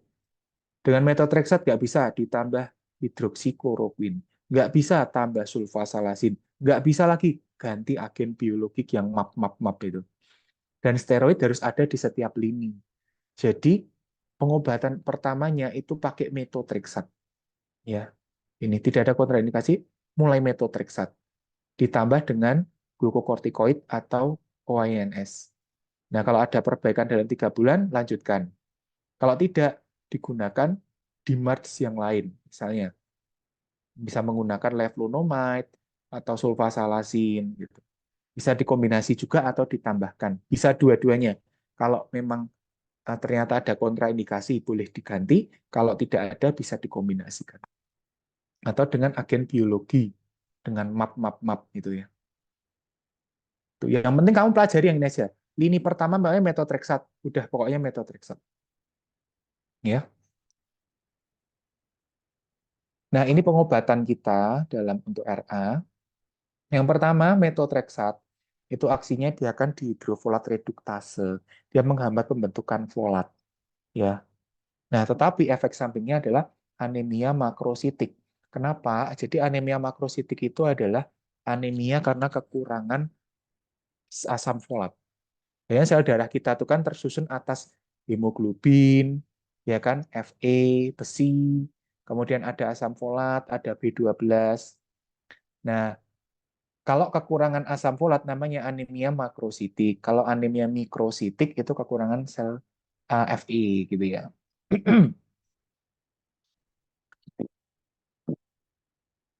Nah, ada hidroksikloroquine. Dia menghambat pembentukan sitokin dan di sini tuh hati-hati gangguan penglihatan sama QT prolonging. Ini keluar nih tuh, Kai. Tapi nggak tahu keluar di UAS nggak. Tes. Sulfasalasin itu ibu hamil. Kemudian ada antiinflamasi, itu ada kortikosteroid. Nah, itu dia menghambat produksi sitokin. Jadi dia tuh membunuh interleukin 1 beta dan sedikit bisa membunuh TNF alfa sehingga dia mengurangi reaksi peradangan. Tapi hati-hati, dia bisa gangguan GI sama kalau MP dosis tinggi dia limfotoksik, jadi dia meracuni sel darah putih. Dia hati-hati. Kalau agen biologis yang paling umum itu yang ini ya TNF alfa, itu dia ada etanercept sama ada limumab. Gitu. Ada tocilizumab, ada rituximab. Ini bisa dipelajari, tapi yang paling sering keluar yang TAASI kotak merah itu aja. Selebihnya ya kalau kalian gabut boleh, kalau enggak usah. Yang penting-penting aja. Jadi pada kondisi khusus ini ya, kalau ibu hamil di March itu yang boleh sulfasalasin.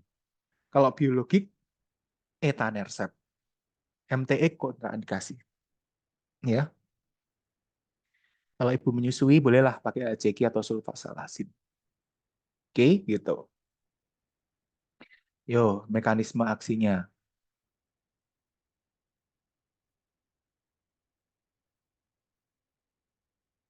Mekanisme obat maksi mekanisme aksi obat reumatoid lah. Ini apa ini nggak jelas.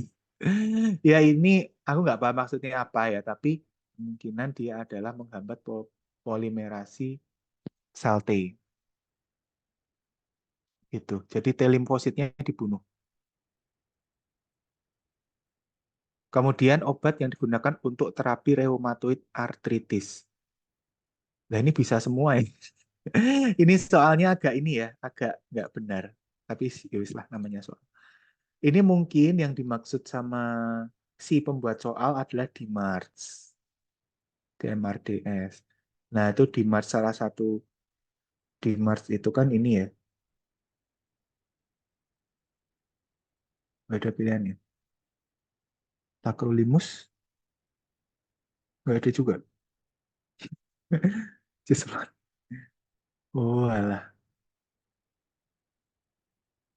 Yang paling ini infliximab nih ya maksudnya ya. Infliximab. Nah, ini juga sebenarnya ya, teman-teman, ini juga bisa, ini juga bisa. Ini soalnya ke aneh. Tapi oke lah, nggak apa-apa. Kita kita jawab infliximab ya nggak apa-apa, karena memang dia kan untuk agen biologik juga bisa. Tuh. Tacrolimus itu sebenarnya tuh untuk ini ya, untuk transplantasi organ. Tacrolimus. Tapi jarang digunakan pakai R. Kemudian suplemen untuk mengatasi rheumatoid arthritis. Efek samping. Nah, ini maksudnya efek samping MTX ya. Ya, kita berikan asam folat. Asam folat itu bisa berguna untuk mengurangi potensi anemia.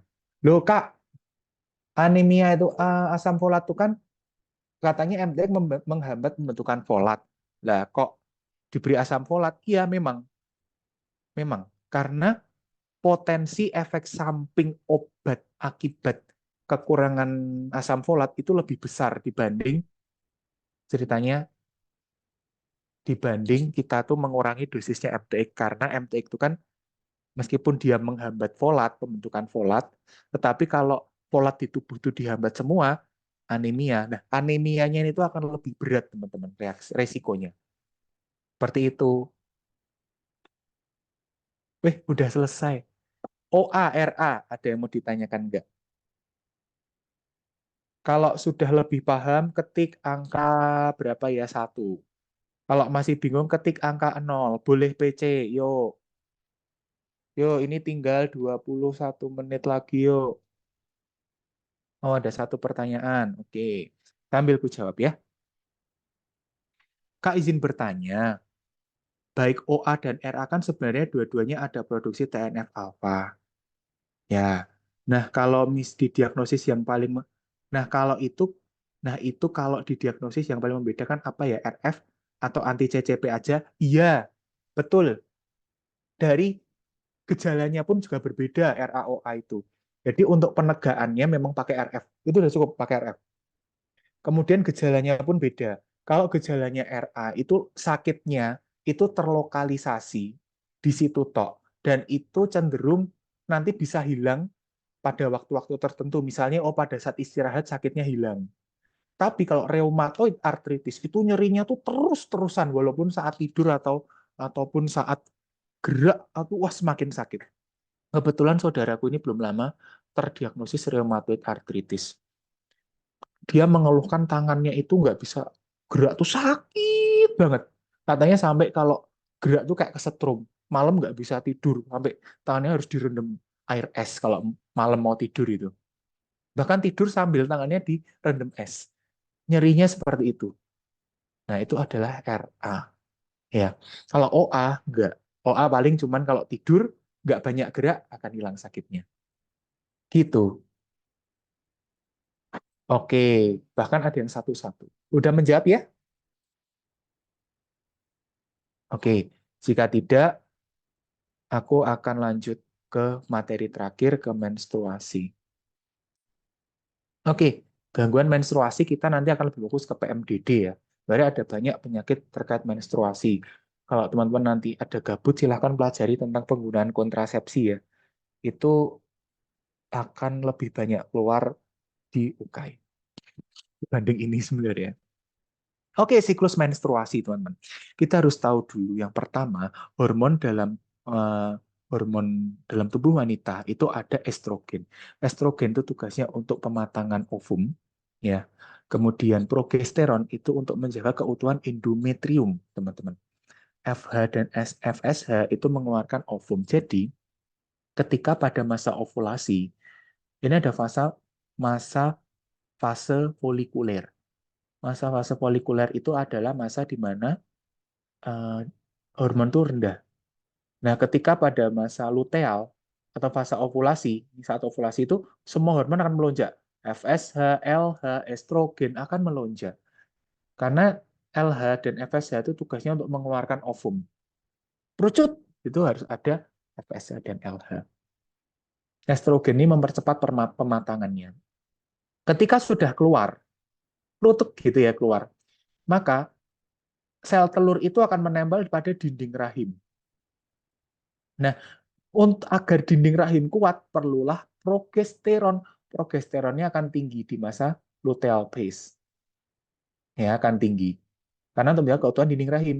Nanti kalau sudah kadarnya menurun, tidak dibuahi, dia akan turun dan terjadilah menstruasi. Karena keutuhan dinding rahim, progesteron kan menjaga keutuhan.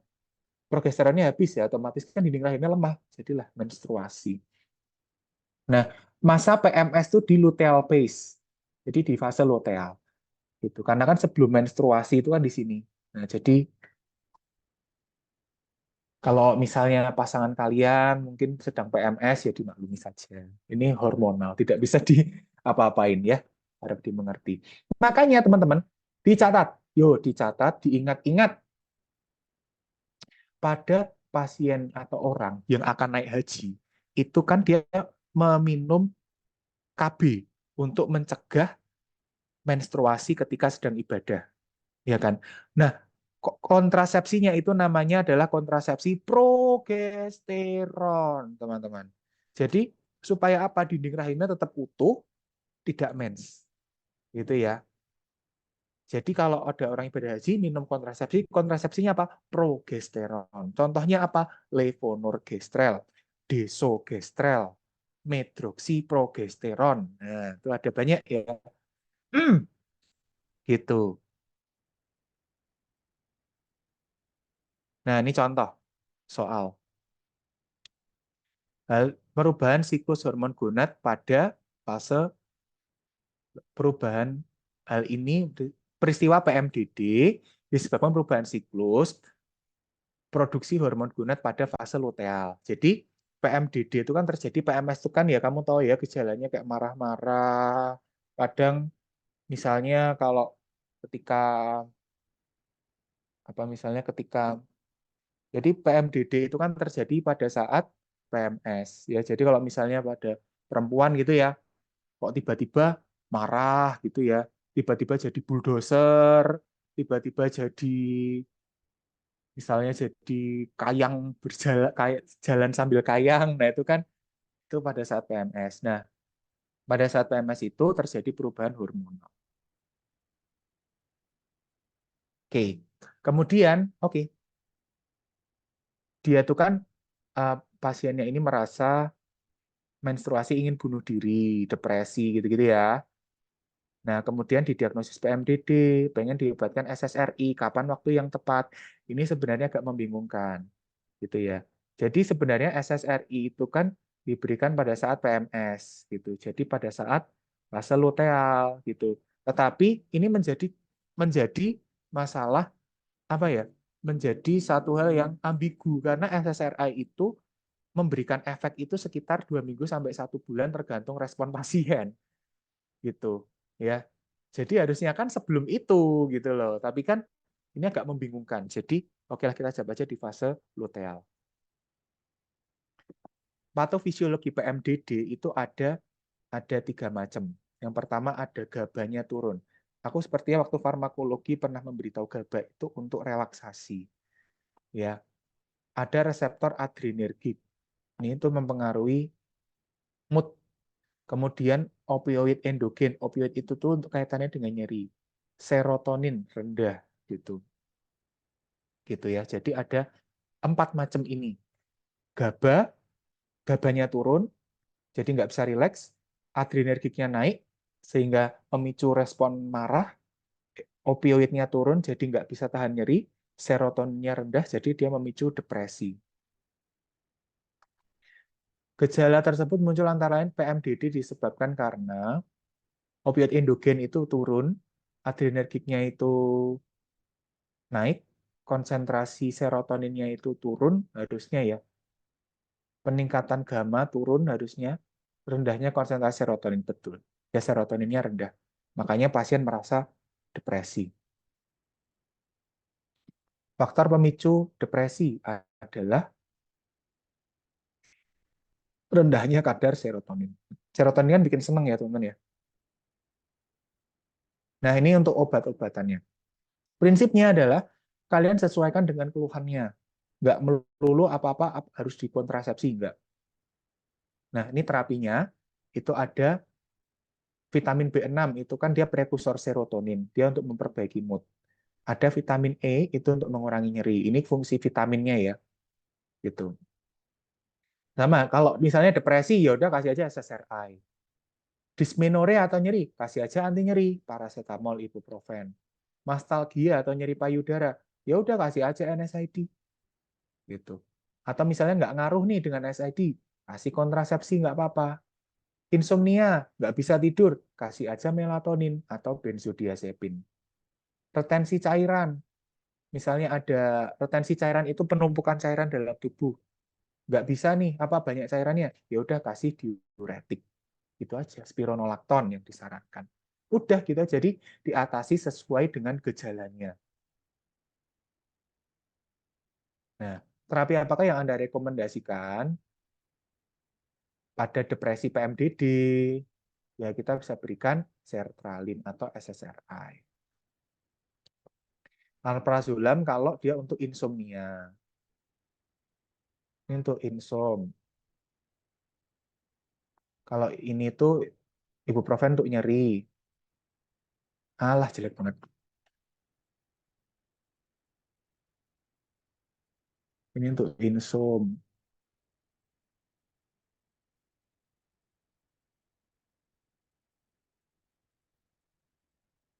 Paracetamol untuk nyeri.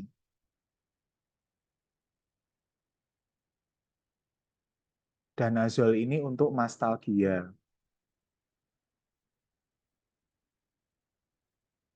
Ya. Nah, ini vitamin yang direkomendasi untuk menurunkan nyeri. Vitamin apa? Vitamin B6. Mengalami dysmenorrhea, terapi non-farmakologi yang efektif untuk menurunkan nyeri. Ini juga tergantung, ya. Emosi juga agak susah, diet rendah lemak. Yo bisa, ini bisa semua sebenarnya. Ya, tapi ini ada beberapa jawaban. Ini waktu angkatan pun bingung. Ya, jadi kita bisa dengan olahraga teratur itu bisa untuk menurunkan nyeri. Ya. Wanita 20 tahun menjelang menstruasi, dysmenorrhea, Kak, mengurangi nyeri bukannya vitamin E. Oh, oh iya, sorry, sorry, sorry, sorry. Oh iya, iya, maaf, maaf, maaf, aku keliru. Sorry, sorry, masih ada diingetin ya? Ah, vitamin E. Maaf. Thank you koreksinya. Kak, izin bertanya, apakah obat PMDD kan untuk mengatasi gejala? Nah, sebetulnya apakah ada obat yang dapat mengatasi akar permasalahannya? Gini, PMDD itu kan sebenarnya itu kan, tak jawab satu nomor dulu ya. Ini mengatasi nyeri. Non farmakologi tidak mengatasi. Terapinya apa? Kita bisa berikan paracetamol. Ibuprofen bisa nggak? Ya bisa, gitu. Ibuprofen ya bisa sebenarnya. Ada dua jawaban, ini juga bisa, ini juga bisa. Sebenarnya gitu. Oke, ada pertanyaan.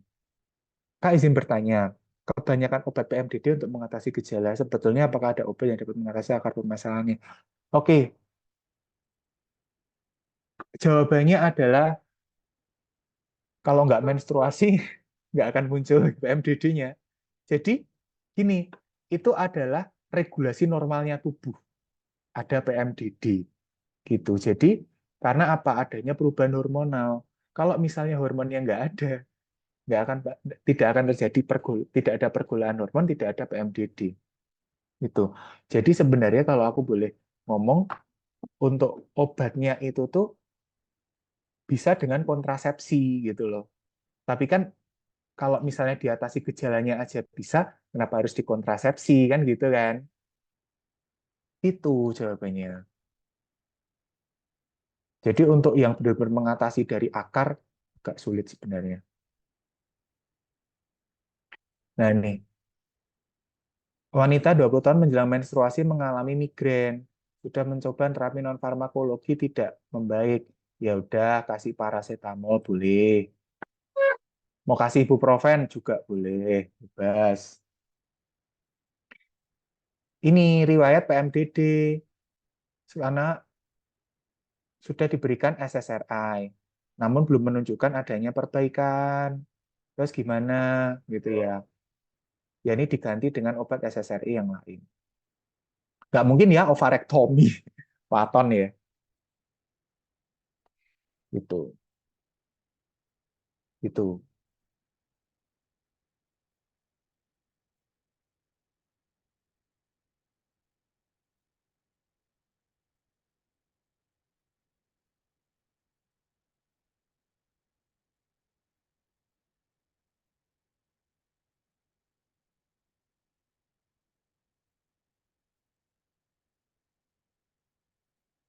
Oke. Oke, teman-teman, dari penjelasan materiku sudah selesai. Kira-kira adakah pertanyaan?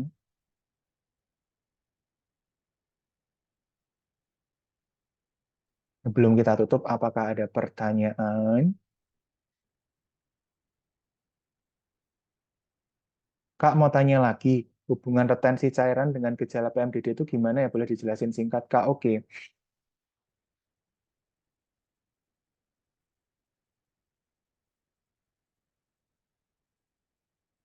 Oke, jadi gini.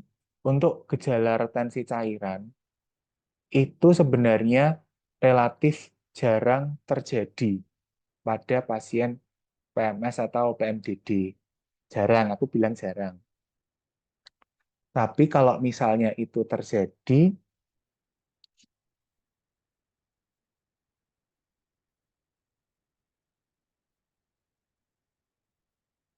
ada kemungkinan tuh reaksi peradangan gitu. Tapi aku konfirmasikan ulang ya, aku catat dulu aja. Tak catat nanti tak kabarin ya.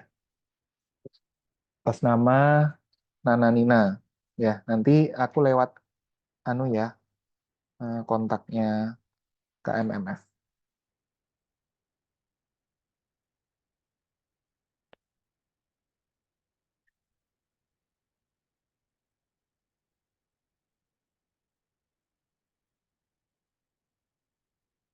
Oke, sip. Ada lagi pertanyaan? Oke, jika tidak ada pertanyaan, ya sebenarnya saya mau main game, cuman kayaknya udah tinggal 5 menit ya. Dah, nanti aku kasih soalnya aja ya. Jadi bisa kalian kerjakan untuk soal kuisnya, itu sebagai tambahan dari aku. Itu ya. Oke, kepada waktu kembalikan kepada Mas Afif ya.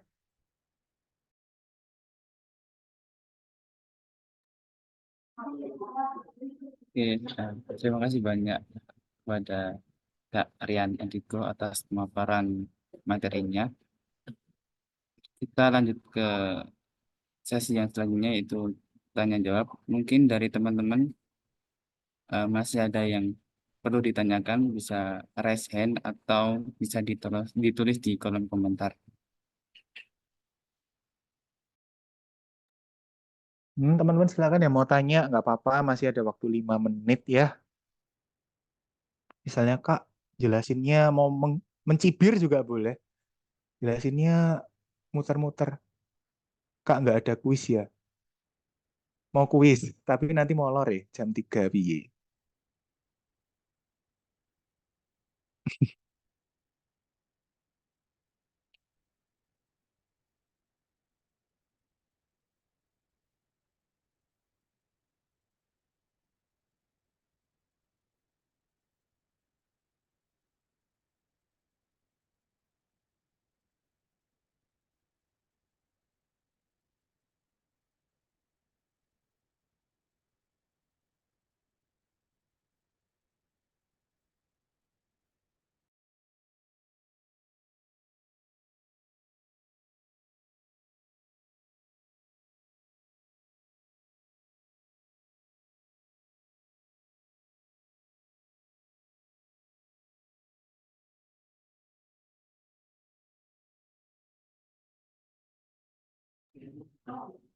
Baik, karena tidak ada yang bertanya lagi dan mungkin penjelasan materinya sudah cukup jelas, kita masuk ke dalam sesi yang selanjutnya yaitu dokumentasi yang akan dipimpin oleh teman saya Fauzan. Kepada teman saya Fauzan, dipersilakan.